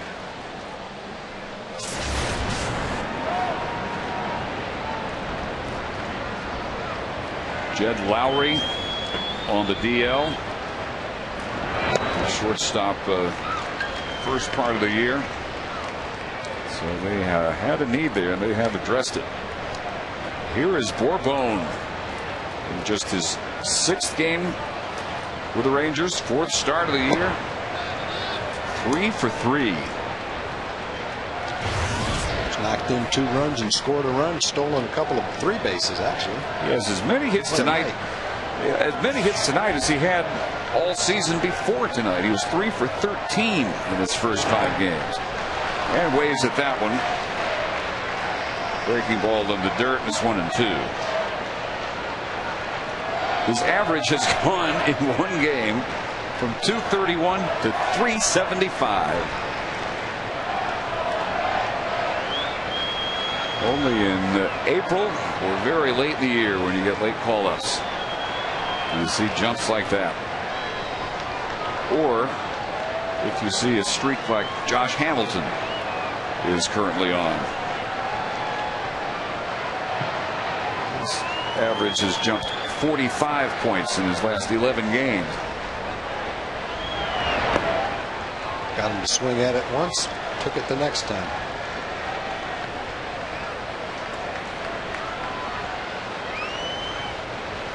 Julio came up for the first time to Rangers June 29th, not for very long, but back now, and he and Tommy Hunter from the 2007 draft class now on the roster. Julio that year a sandwich pick, 35th overall out of the University of Tennessee. Up the Vols to the 2005 College World Series and slaps that one to left. It will stay up in the air for Bay, and they finally retire Julio. It looks like Julio can handle the high fastball.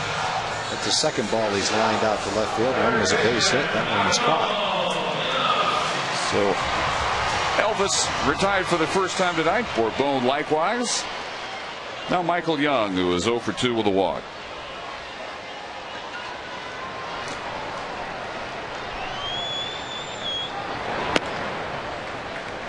And mentioned earlier that Michael has made some history with his 20 home run season. He's now done it as a shortstop and as a third baseman. Former Ranger Toby Harrah did that as well, and they are 2 of only 8 players in history to pull that off. A-Rod has done it 14 times. 8 20 homer seasons at short, 6 at third. Former Red Sox infielder Rico Petrocelli also among that group of 8. 1-2. 7 in a row set down by Penny, beginning with the sacrifice fly by Marlon Byrd that scored Bourbon in the 4th inning and made it at the time 4-1. Since then, Victor Martinez's home run in the 5th gave us our current margin 4-2. And the 1-2 pitch, high and away.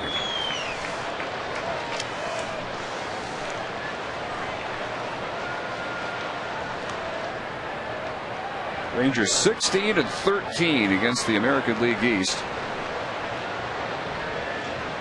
3 over against that division because they are 3 over against this Boston team. 5-2. Sprayed to right. Another base hit for Michael Young in typical fashion. So many of his hits, line drives either up the middle or to the opposite field. And now out comes Terry Francona after 121 pitches. Brad Penny's night is done. And Michael Young, 5th in the American League. With 144 hits now. We'll break for the pitching change. Here in the 6th, the Rangers looking to add to a 4-2 lead.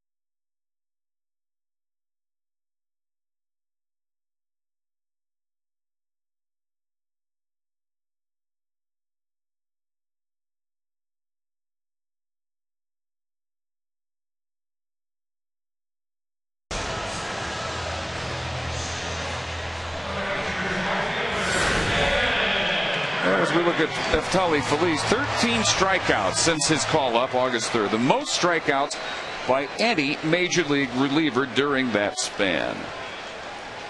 He has made some history.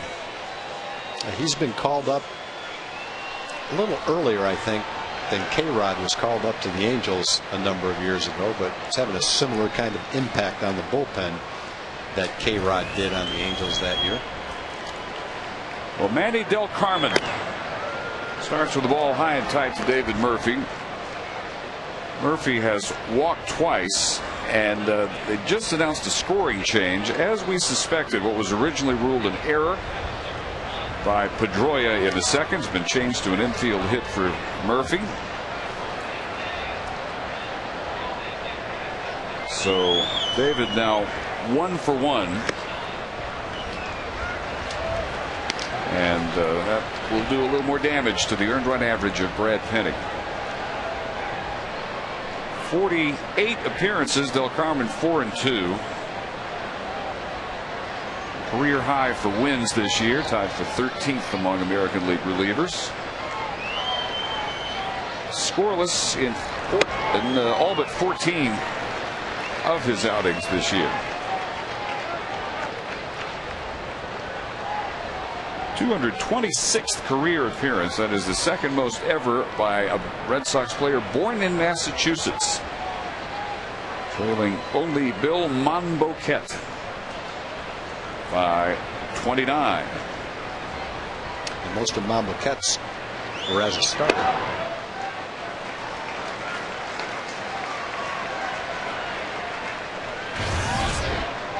And he born in Boston, lives in East Bridgewater, Massachusetts. Says living the dream of no telling how many millions of kids over the years have grown up Red Sox fans, getting to play for him. The 3-1 pitch. 3-2 now to Murphy. Michael Young with 2 outs at first.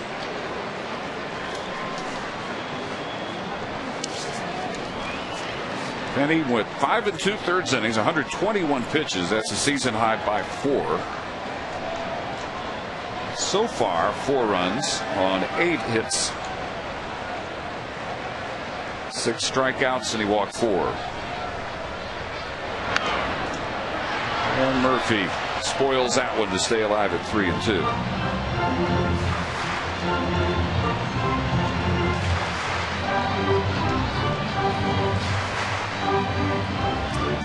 Marlon Byrd on deck.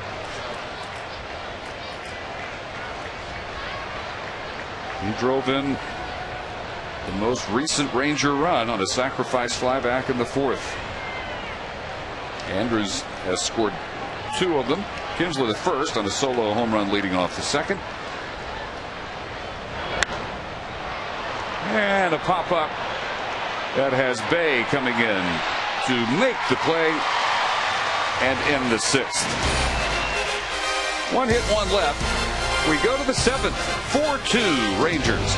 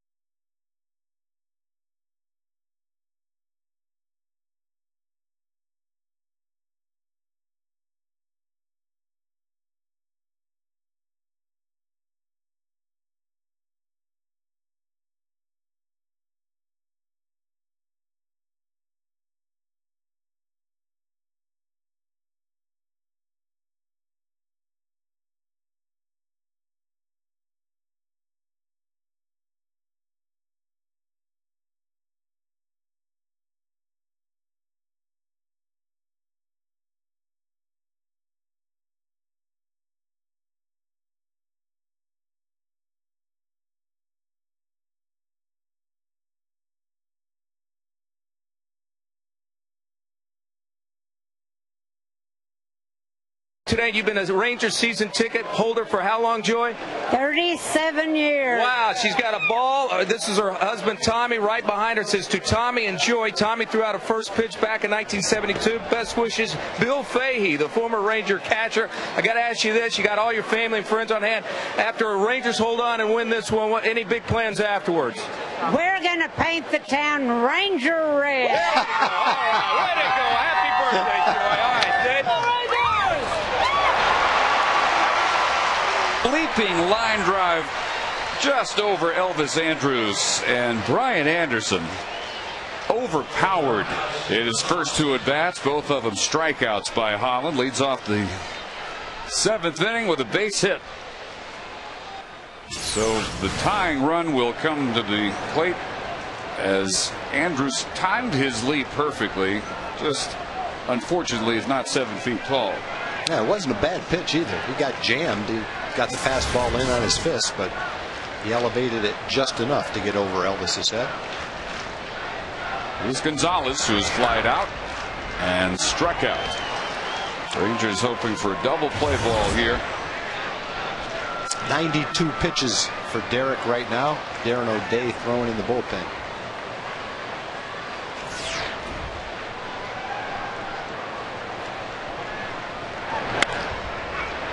What did we say? That'll help your pitch count. 6-4-3. As ordered. And just like that, 2 gone. Nobody on for Ellsbury.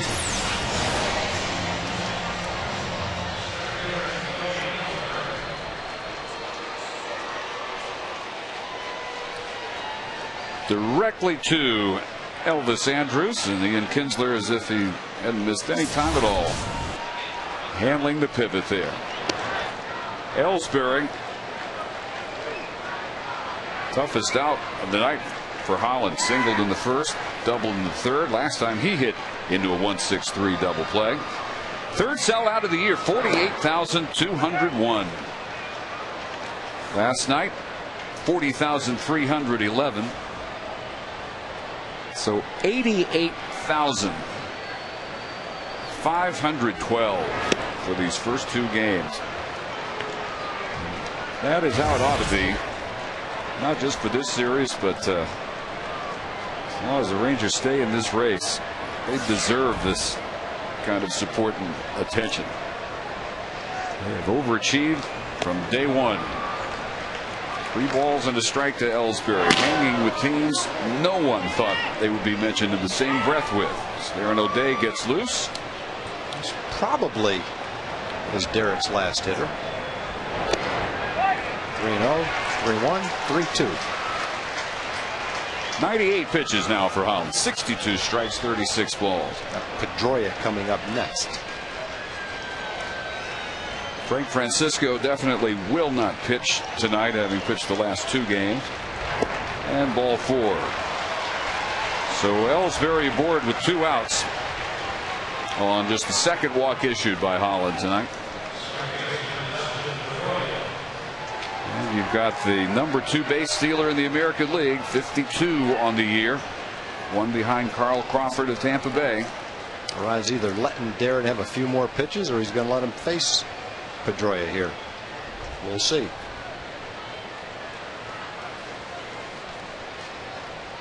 These are tough decisions that managers have to make. You got your young starter out there with a 2-run lead, 99 pitches. You've got a right-handed reliever in the bullpen. What's it going to be? Looks like it's going to be the right-handed reliever. Yep. So the infielders gathered. Derek didn't think he was going to take him out. Infielders just gave Darren O'Day time for a few more warm-up tosses out in the bullpen. Now Ron Washington, after 99 pitches, 2 runs, 7 hits, just issued his second walk and has struck out 3. And the ovation for the Rangers. 22-year-old left-handed rookie from Newark, Ohio. What a terrific last month he has had. That's fun to watch that.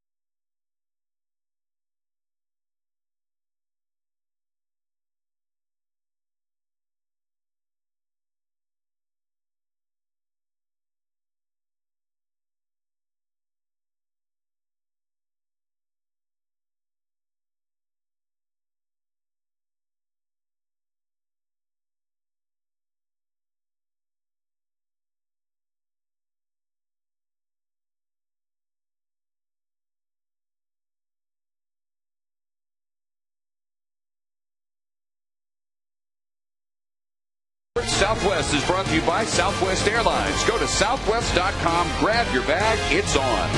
And by Hankook Tires, tame the road.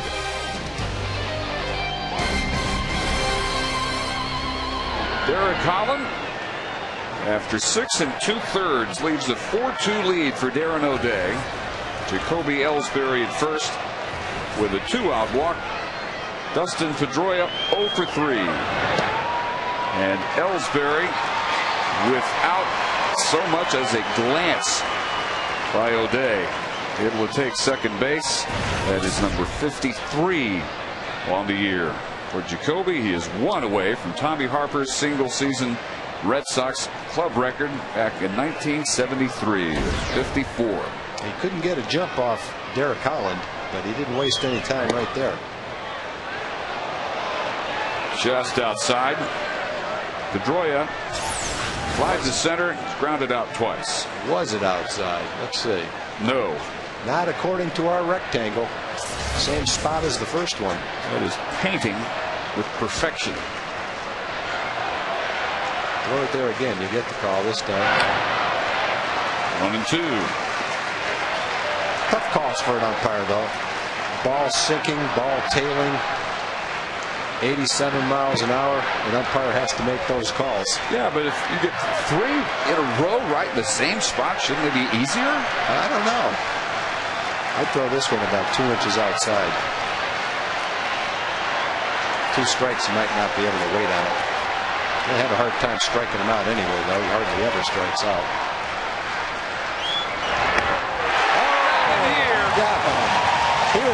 He was looking away, but he came up and in.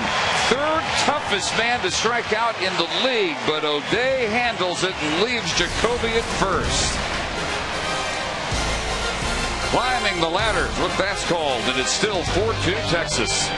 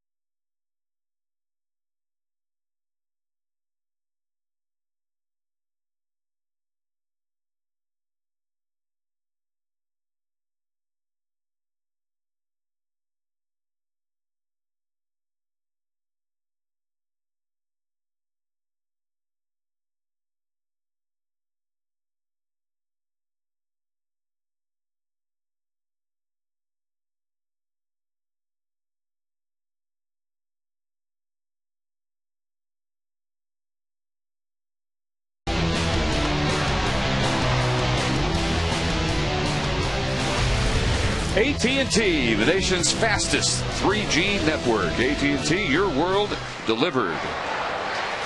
Manny Del Carmen delivers the ball high to Marlon Byrd, leading off the bottom of the 7th. Marlon 0 for 2, but with a sacrifice fly that scored the 4th run of the game for Texas. Julio Bourbon back in the 4th inning. His 57th RBI. Out in front of that, change of pace, and it's 1-1.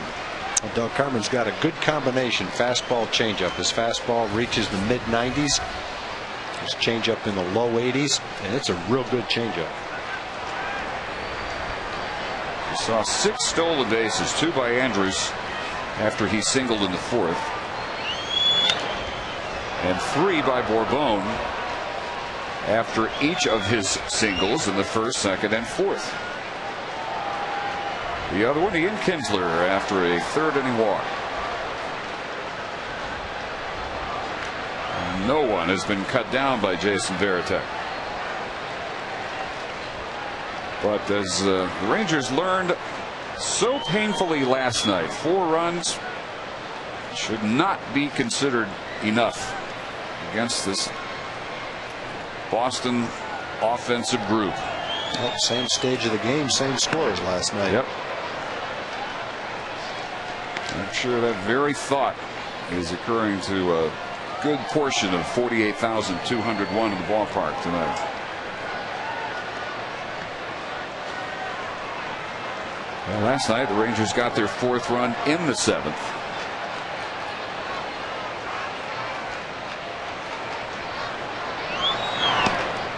And a 2-2 pitch comes in and hits Marlon Byrd. You don't have to dive out of the way. You can't lean into the pitch. But when it's a changeup at 78 miles an hour, if you have the presence of mind, just don't get out of the way very quick, and this is what can happen. You get the leadoff hitter on base. 8th time this year for Marlon to take one for the team. That's the team lead. So we'll see if the Rangers can bring in the leadoff man aboard now. Josh Hamilton, uncharacteristically having an 0 for 9, 0 for 3, and nothing out of the infield. That's strike 1 there. He is twice grounded to second. In between, struck out leading off 3rd.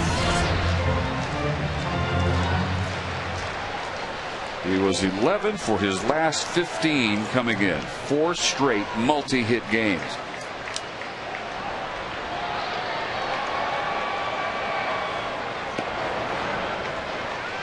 Del Carmen came in to get the last out of the 6th. Line on Penny, 5 2/3, 4 runs on 8 hits, struck out 6, walked 4. Derek Collins, 6 2/3, 2 runs on 7 hits, struck out 3 and walked 2.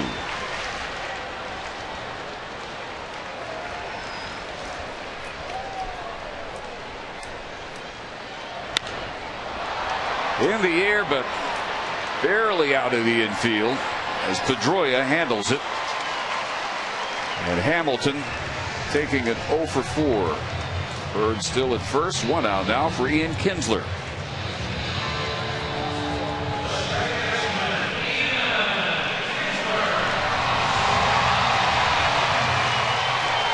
Ramon Ramirez loosening up for the Red Sox. As Ian Kinsler, in his first game off the DL, and the biggest arm in baseball, even though he's one of the newest, Neftali Feliz, is up in the Ranger pen. Kinsler homered in his first at bat after being on the shelf the last 15 games, mending his hamstring. Since then he has walked, stolen a base, is left at 3rd in the 3rd, and last time up struck out. First of the 3 to strike out the side for Penny in the 5th inning.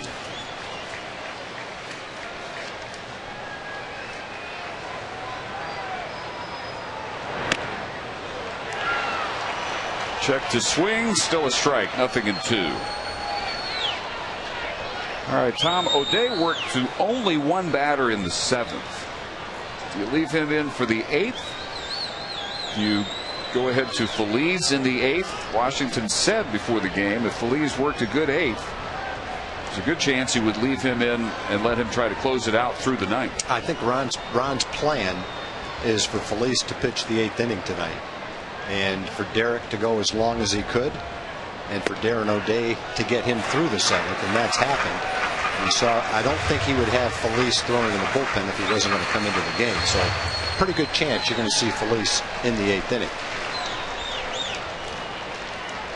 And the 9th. And if he does his job. Yeah, and we'll see how the 8th goes.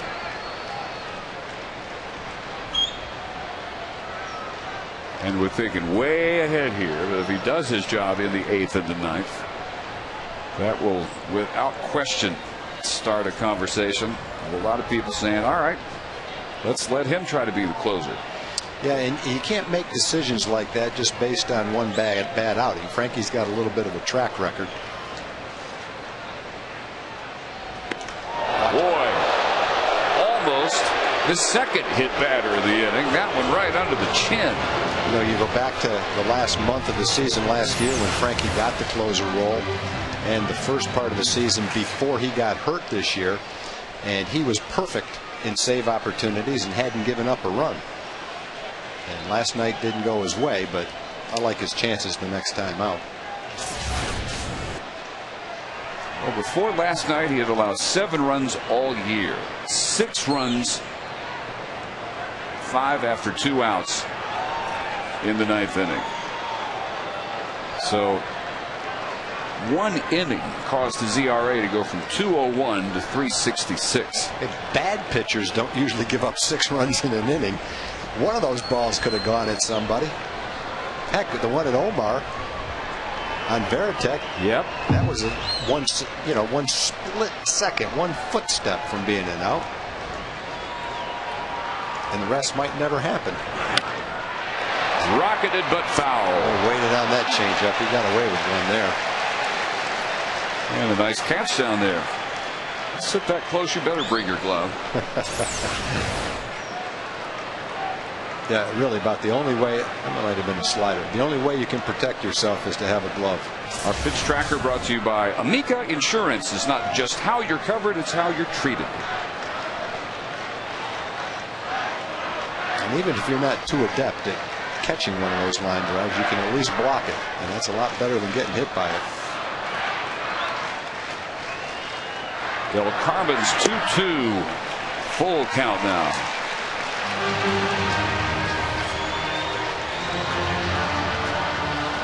Well, one real issue that does appear to be Francisco working back-to-back games. Francisco with rest, a completely different pitcher than with no rest. Right now, Ron Washington says nothing has changed. He will not hesitate to use him back-to-back games. Going on the pitch was Bird. He'll have to come back. Yeah, I think Frankie's still building up strength from when he was shelved by that case of walking pneumonia. He's been on the disabled list a couple of times.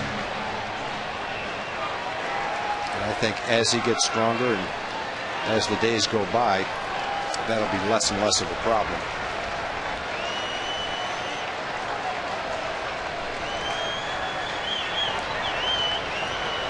Another 3-2. Grounded through the hole created by Marlon Bird going to second base. Pedroia leaving his station to get to the bag. And Bird gets to third base. It's a 2-hit return for Ian Kinsler. Now, someone has to cover second base in case he strikes out. And in that particular case, they chose to have Pedroia cover second base, and that's where Ian hit the ball. It opened up the hole, and now it's first and third and 1 out. Hank Blaylock the hitter, Terry Francona to the mound. And Manny Del Carmen to the showers. Got a lefty out in the bullpen. I don't know if he was warming up or not. Nope, it's a righty. Ramon Ramirez was warming up. And now jogging in. Rangers on the corners, 1 out in the 7th. Great chance to add to a 4-2 lead.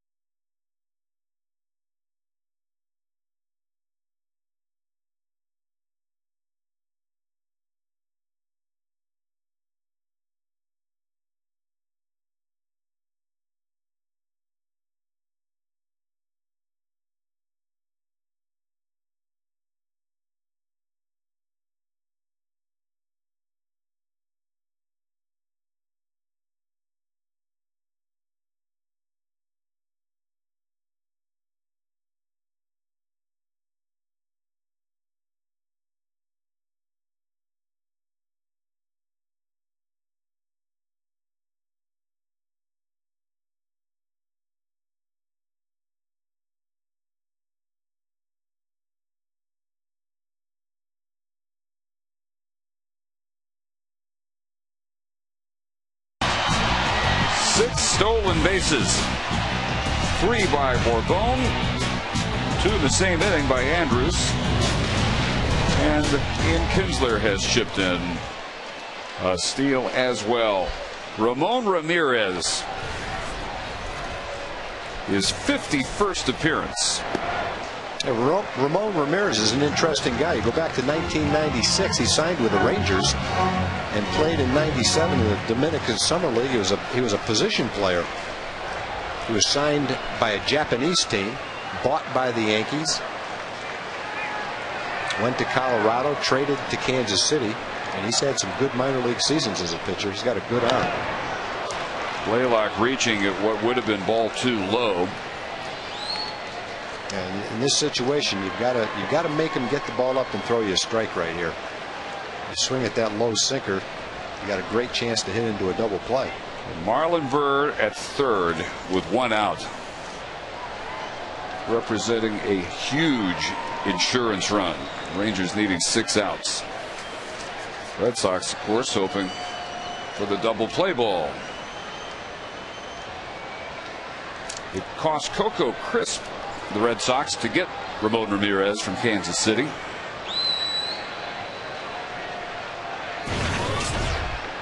With the Rockies 06 and 07, KC last year, now his 51st appearance. 2.13 opponent average, 2.32 ERA, both jump out. Hit well, but foul. Oh, he got that one up, but it was a little bit too far inside. Hank pulled it foul.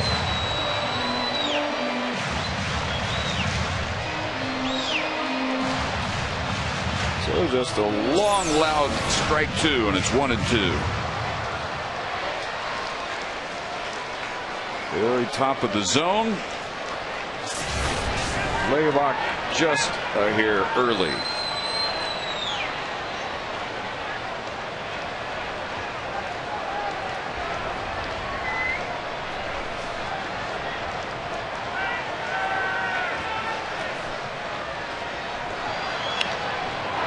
And with Kinsler on the move from first, Blaylock fouls off another one. Ramirez has held his opponent scoreless 16 of his last 21 outings.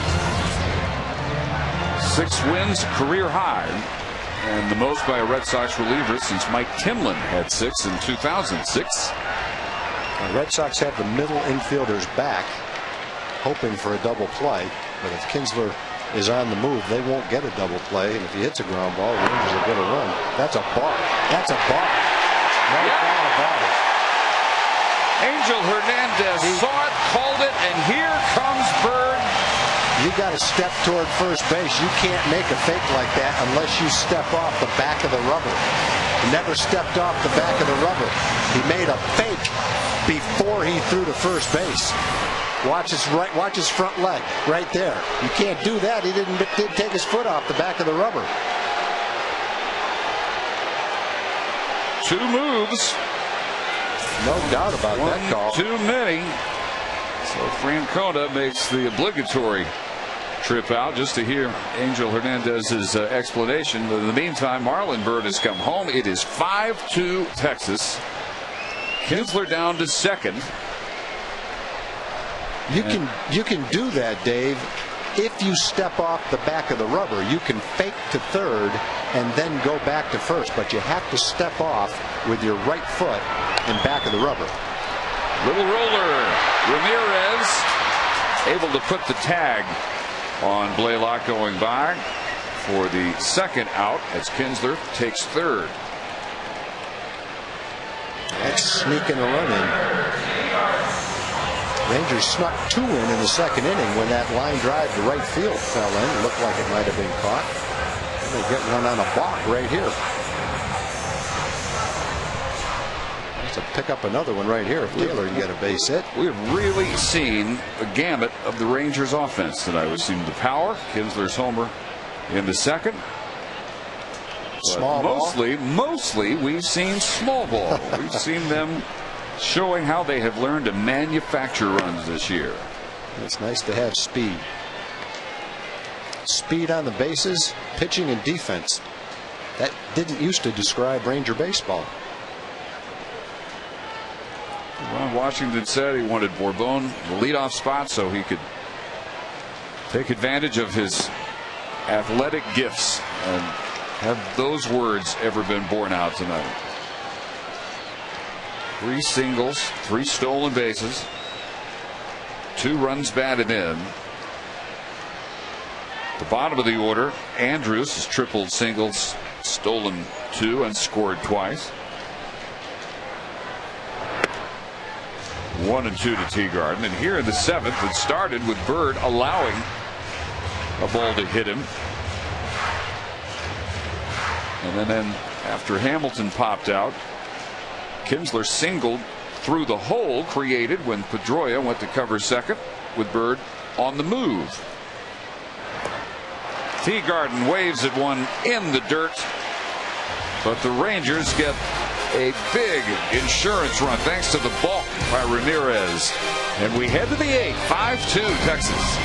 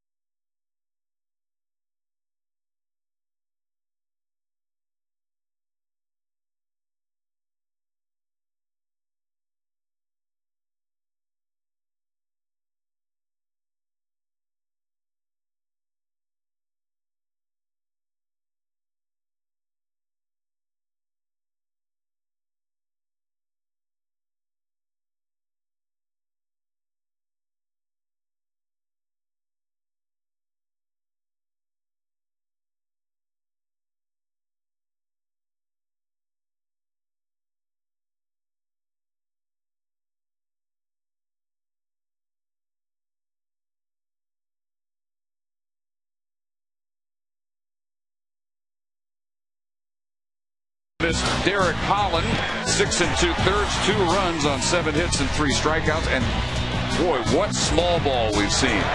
Elvis Andrus stealing second and third in the 4th inning. Scoring on that infield hit by Julio Bourbon, leading off, who has gotten 3 hits, 2 runs batted in, 3 stolen bases, and a run scored. The Rangers have set themselves up with a 5-2 lead, and the home fans now get a chance to see this phenomenon. Neftali Feliz.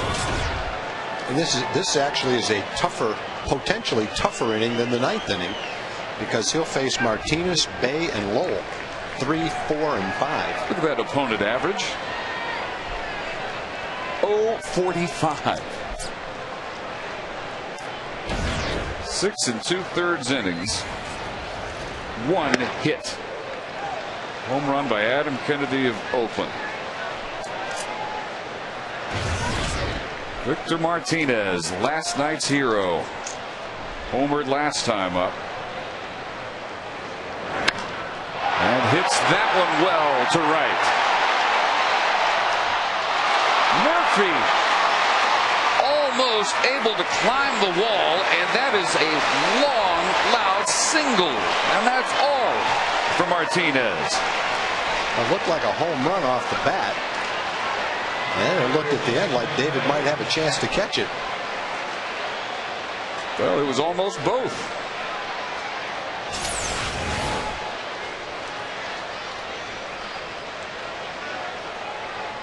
It was actually catchable. It never got to the wall.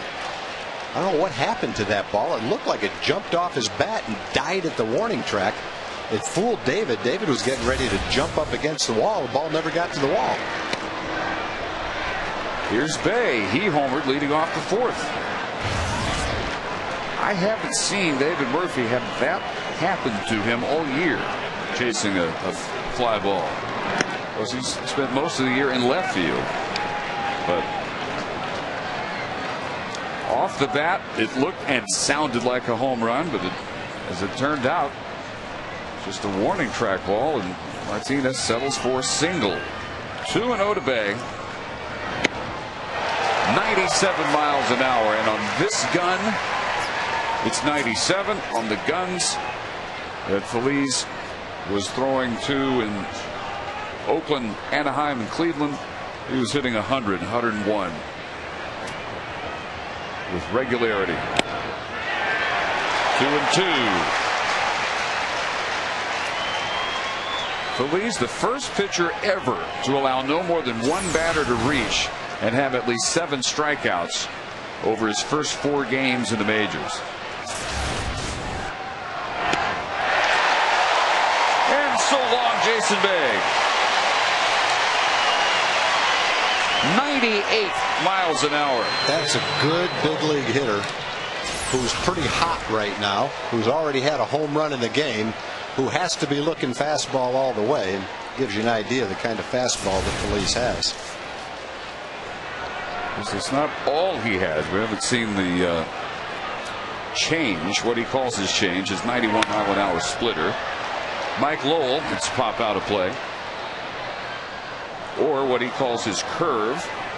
Most people would consider it a curve. He calls it a curve. You know, that's like K-Rod calls a curve a slider, so it doesn't matter what you call it. It's, I guess, how effective it is. Well, it's very effective so far. It's the slowest pitch, obviously, he has, and it's mid-80s. There it is. Yep.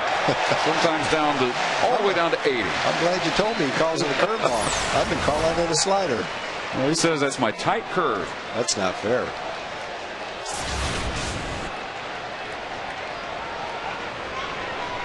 Nothing and 2 to Lowell.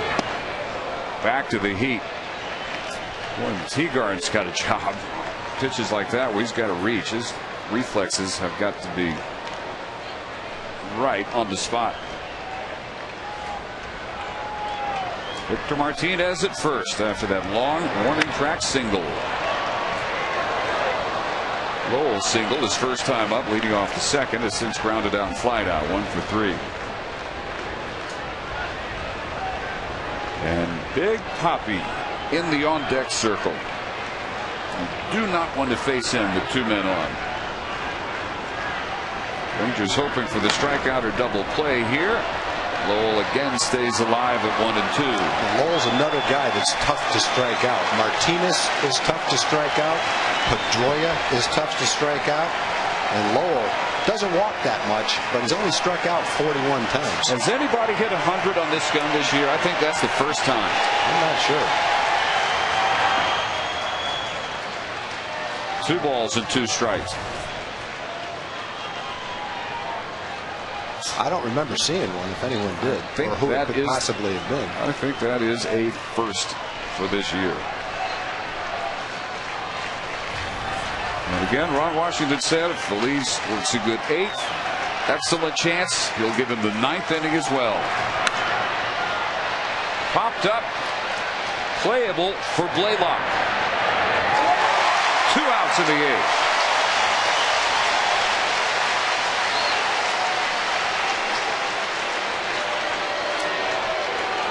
Now, Big Papi, should he hit one out, only makes it a 1-run game. If Big Papi catches up with Feliz's fastball, I would say he's turned around a slow start and got his quickness back in his swing. Well, last night he greeted Guardado with a 2-run shot in the 6th that erased Kevin Millwood's 2-0 6th inning shutout. Since June 6th, he homered for John Lester against Texas, tied for 2nd in the league, 15 home runs. Almost hit him. Wow. I do not want to get hit by that. But in this situation, you don't want to hit him either. You want to get him out. That one, he just kind of held on to that one a little long, kind of pulled it inside.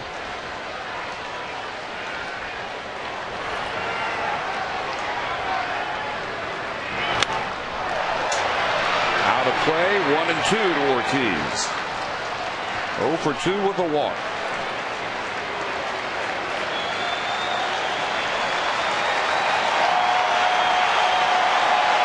At 48,201, the third sellout of the year, rising behind Neftali Feliz. Check swings. He fooled him on the breaking ball. Ortiz checked his swing but ticked the ball. Otherwise, it would have been strike 3.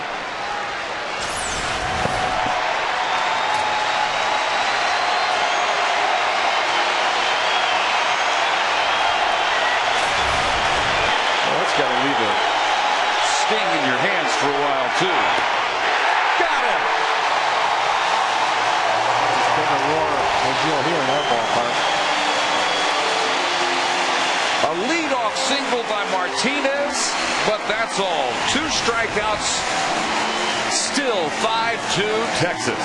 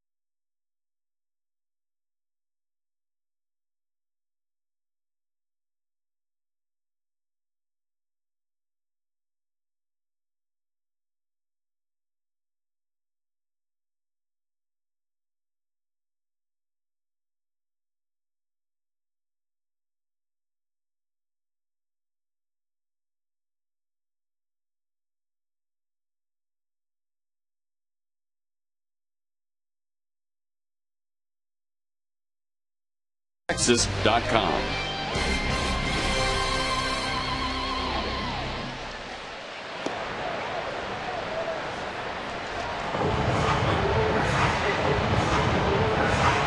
Neftali Feliz comes in and strikes out Jason Bay and David Ortiz. After leadoff single by Victor Martinez in the 8th inning, still 5-2 Rangers. Fourth pitcher of the night, Fernando Cabrera. The remarkable thing about Feliz, to me, is the fact that he's as young as he is. He throws as hard as he is. He's been in the minor leagues for a short period of time. And at the big league level, he can throw the ball 96 to 100 miles an hour with a breaking ball and with a changeup and throw all his pitches for strikes. I mean, that's just remarkable that he's got that kind of command, at least in his first 7 or 8 innings that we've seen. And his changeup is 91 miles an hour as a splitter. Yeah, and what you want is the 10-mile-an-hour differential, 10 to 14, and he's got it. So to the hitter, it may be 91, but it's still a change of speed. And what the hitters who have faced him so far all remark on is anybody else who can get it up there at triple digits, it's maximum effort. Andrews lines his 3rd hit of the night up the middle to begin the 8th.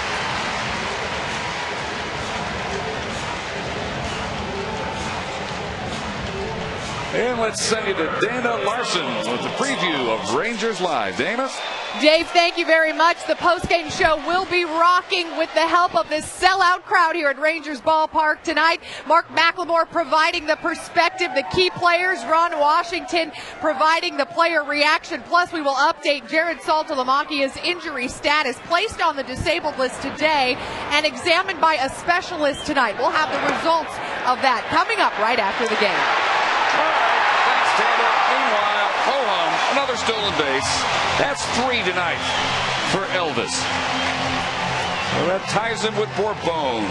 3 apiece, 7 Ranger stolen bases. Well, the youth that's been developed in the Ranger farm system, some of it acquired in trade, some of it drafted by the Rangers, is really showing up tonight. Derek Holland on the mound. Elvis Andrus at shortstop with 3 hits, playing defense, stealing bases, and Julio Bourbon getting the start in the leadoff spot. Talk about kids in their early 20s making an impact in a pennant race. They're doing that tonight. That is a new season high. They stole 6 July 22nd against the Red Sox. So they came into this series knowing what they could do with their running game against us. I think it's an ideal situation. You love to have a veteran presence on your team, and I don't know that you can be a contender without some type of veteran presence, and certainly the Rangers have that. But it's nice to have, late in the season, young guys on your team because they've got an innocence and energy that brings a lot and maybe pushes the veteran guys just a little bit to kind of reach their level of energy. It's been a great thing to watch tonight.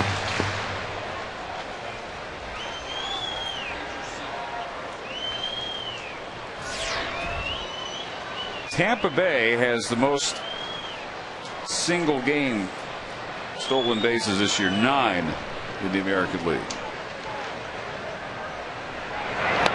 Again, laying down the bunt. Bourbon may just beat this one out. He does on a bad throw. Well, no matter what happened there, Elvis was going to be on third base. In fact,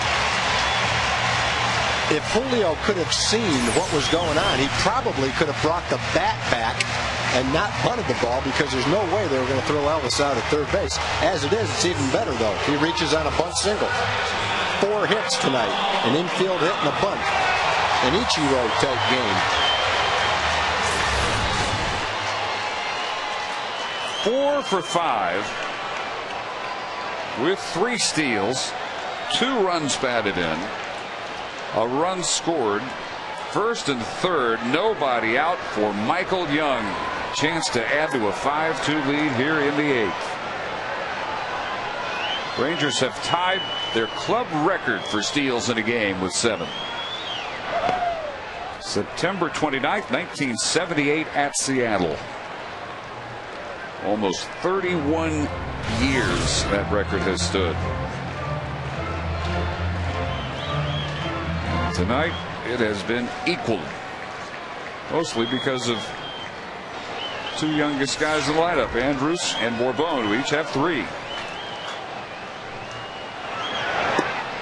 And there goes Bourbon, and there's a new record. It's like a track meet.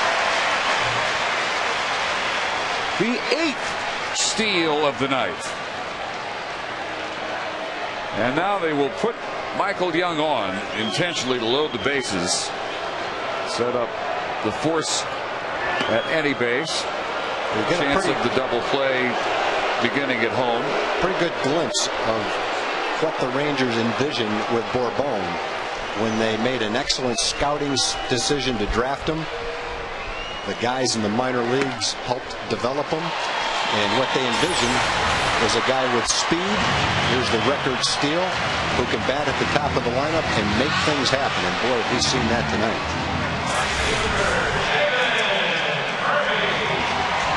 Bourbon has half that record total of 8.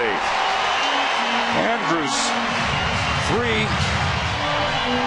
The other, Kinsler back in the 3rd. So the base is loaded.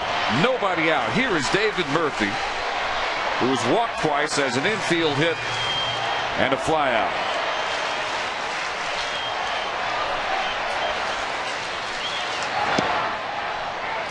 And there at the knees, the single game individual record for steals.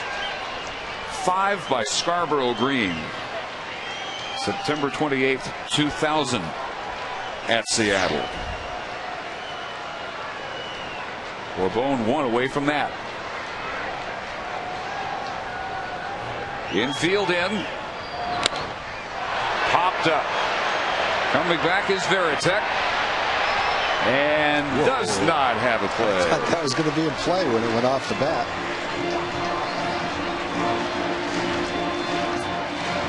Quinn carried it back over the screen, but it's 0-2.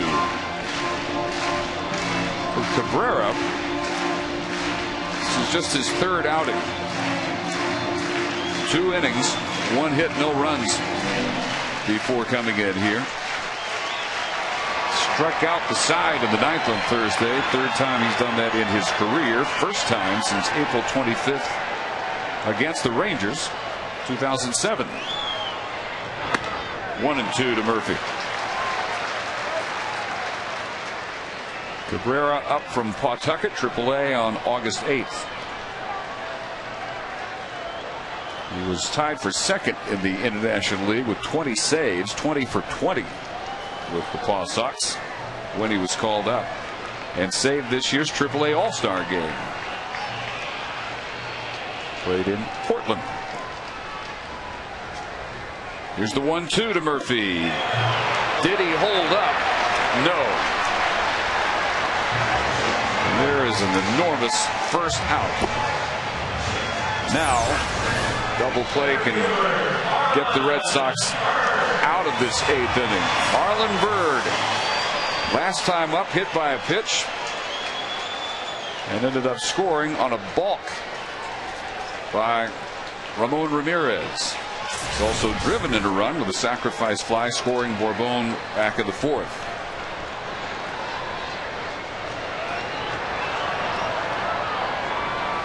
Back to double play depth now.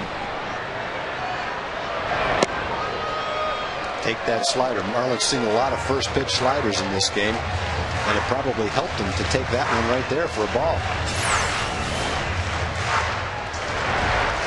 That's very similar to the sliders that Brad Penny threw him early in the game. Marlon had a big sacrifice fly in the 4th.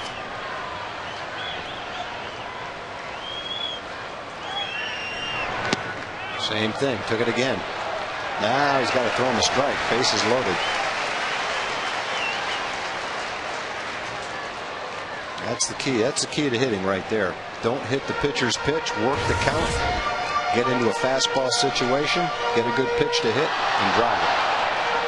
Marlon's been pretty good at that this year. Hitting .333. Runners in scoring position, tied for 13th in the league.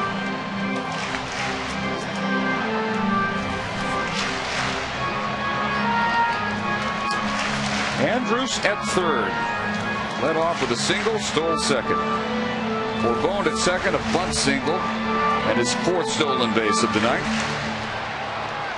And then on a 2-0 count, they decided to intentionally walk Young to load the bases with nobody out. So far, that has worked out with the strikeout of Murphy. But Cabrera's got to come in here now to Bird behind 2-0. On the inside corner. They threw him a fastball, but it was a good pitch inside. Tough pitch to hit. Best thing to do is take it. If you're looking for your pitch, that's not it.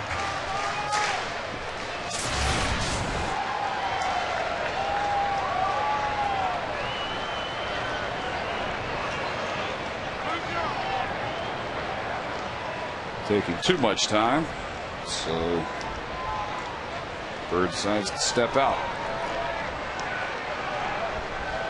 Cabrera, 27, from Toa Baja, Puerto Rico.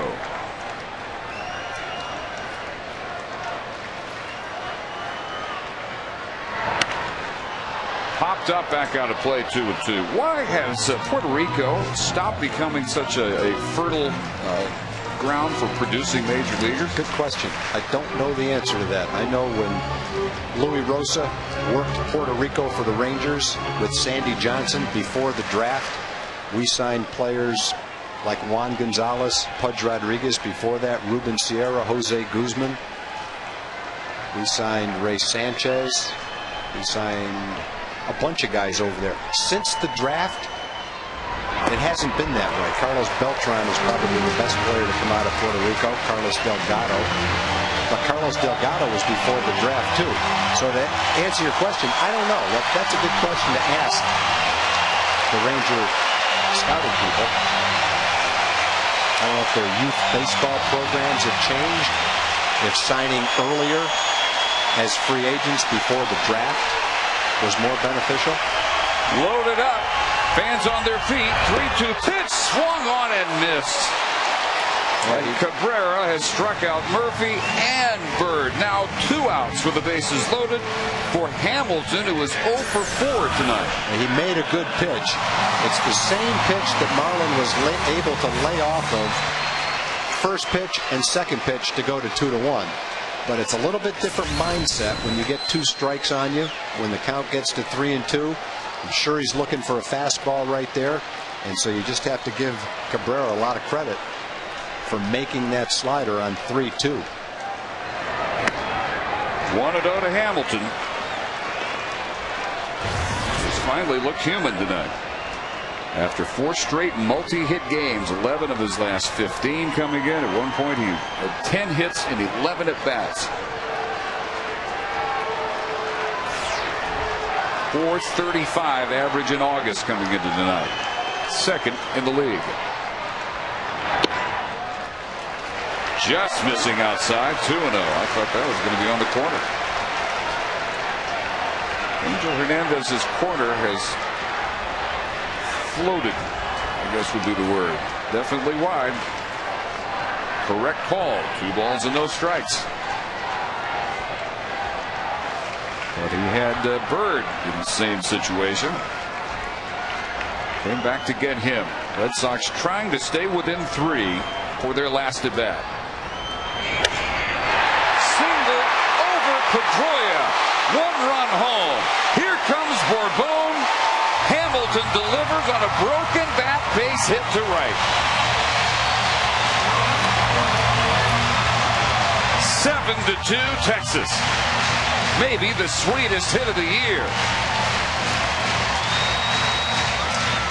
Well, Cabrera made a good pitch, just like he did to Marlin with a fastball 2-0. Veritek moves to the inside part of the plate. The pitch is inside. It's not a strike. Josh gets jammed, but he's so strong he's able to just barely loop it over Pedroia's head for 2 big runs.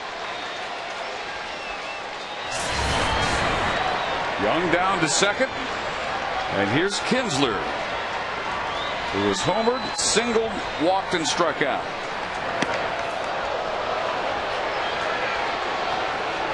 Homered on a 1-2 pitch in his first at bat in 16 games, his 24th of the year.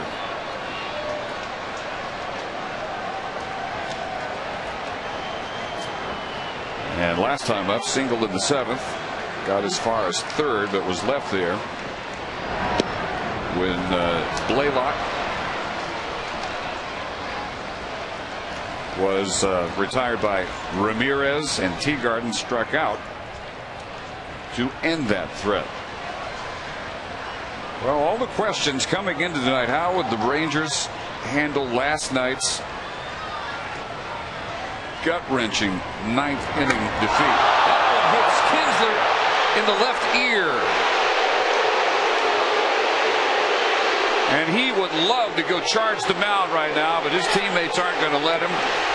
Jamie Reed, the trainer, out to check on him.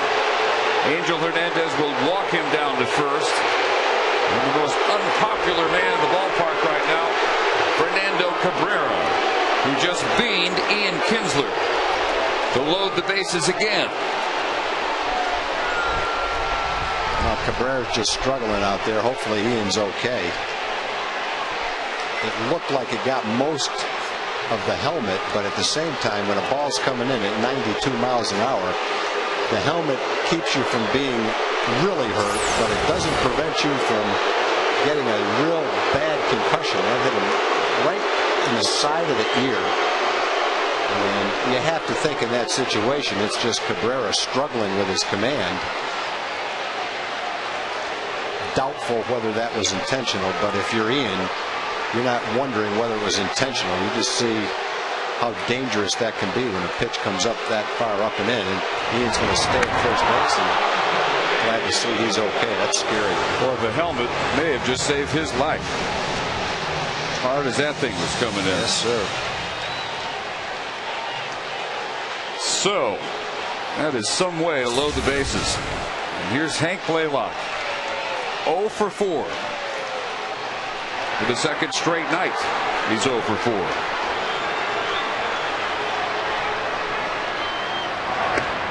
But before last night, he had a season-high 8-game hitting streak. 23 home runs.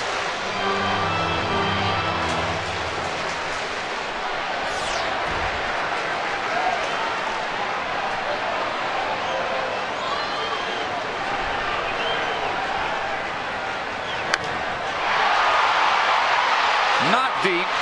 Ellsbury comes in and makes the catch out in center field. But Cabrera will hear the boos all the way to the third base dugout.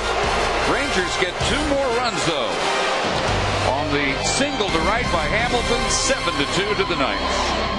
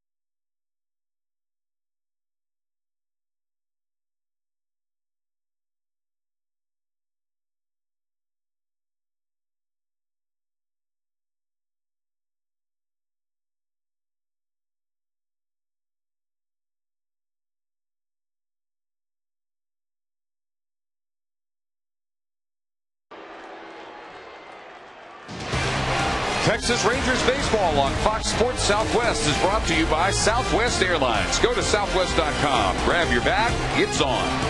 And by the Ford F-150. It's not just a pickup truck, it's a Ford F-150. Dave Barnett and Tom Green, we move to the ninth. Neftali Feliz stays in and has the bottom third of the order and a 5-run lead. Jason Varitek puts it at 95-mile-an-hour strike one. 1 for 3 on the night. Basically non-stop boos between innings. Aimed at the beanball by Cabrera to Kinsler. 0-2. That's just the home fans sticking up for the hometown player. If it was in Boston and the roles were reversed, their fans would be doing the same thing. I'm just glad Ian's okay. When you get hit with a 92-mile-an-hour fastball in the side of the head like that and you stay in the game, that's a welcome relief, especially since he's just been on the disabled list. Just got back today. That's a scary thing, boy. Well, Boston fans will remember Tony Conigliaro, who was put in the hospital by a pitch not too different from that one. Unfortunately, he didn't see it, and it got him right under his eye. The ugliest looking eye injury I think I've ever seen. Somehow came back and made a comeback briefly, but he was an up-and-coming superstar of the late 60s and never had the career he would have had otherwise. Jack Hamilton of the Angels beamed him. There's one. Jason Varitek, strikeout number 3 for Feliz. He just effortlessly throws strikes. And you come in for the 8th inning with a lot of adrenaline. First time he's pitched at home, 48,000 people in the stands. And you air it out for 17 or 18 pitches. Then you go back in the dugout for 15 minutes. And you have to come back out to the mound and get geared up again. And looks like he didn't have any problems doing that. Pinch hitter now. There's Casey Kochman pinch hitting for Brian Anderson. Anderson struck out twice and a single. Kochman is another Red Sox who doesn't strike out very much.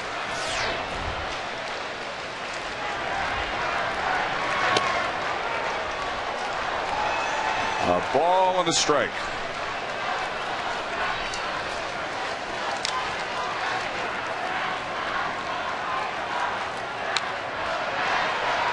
Tough one hopper. Kinsler handles it with plenty of time for out number 2. And the Rangers are 1 out away from some measure of redemption for last night's disaster.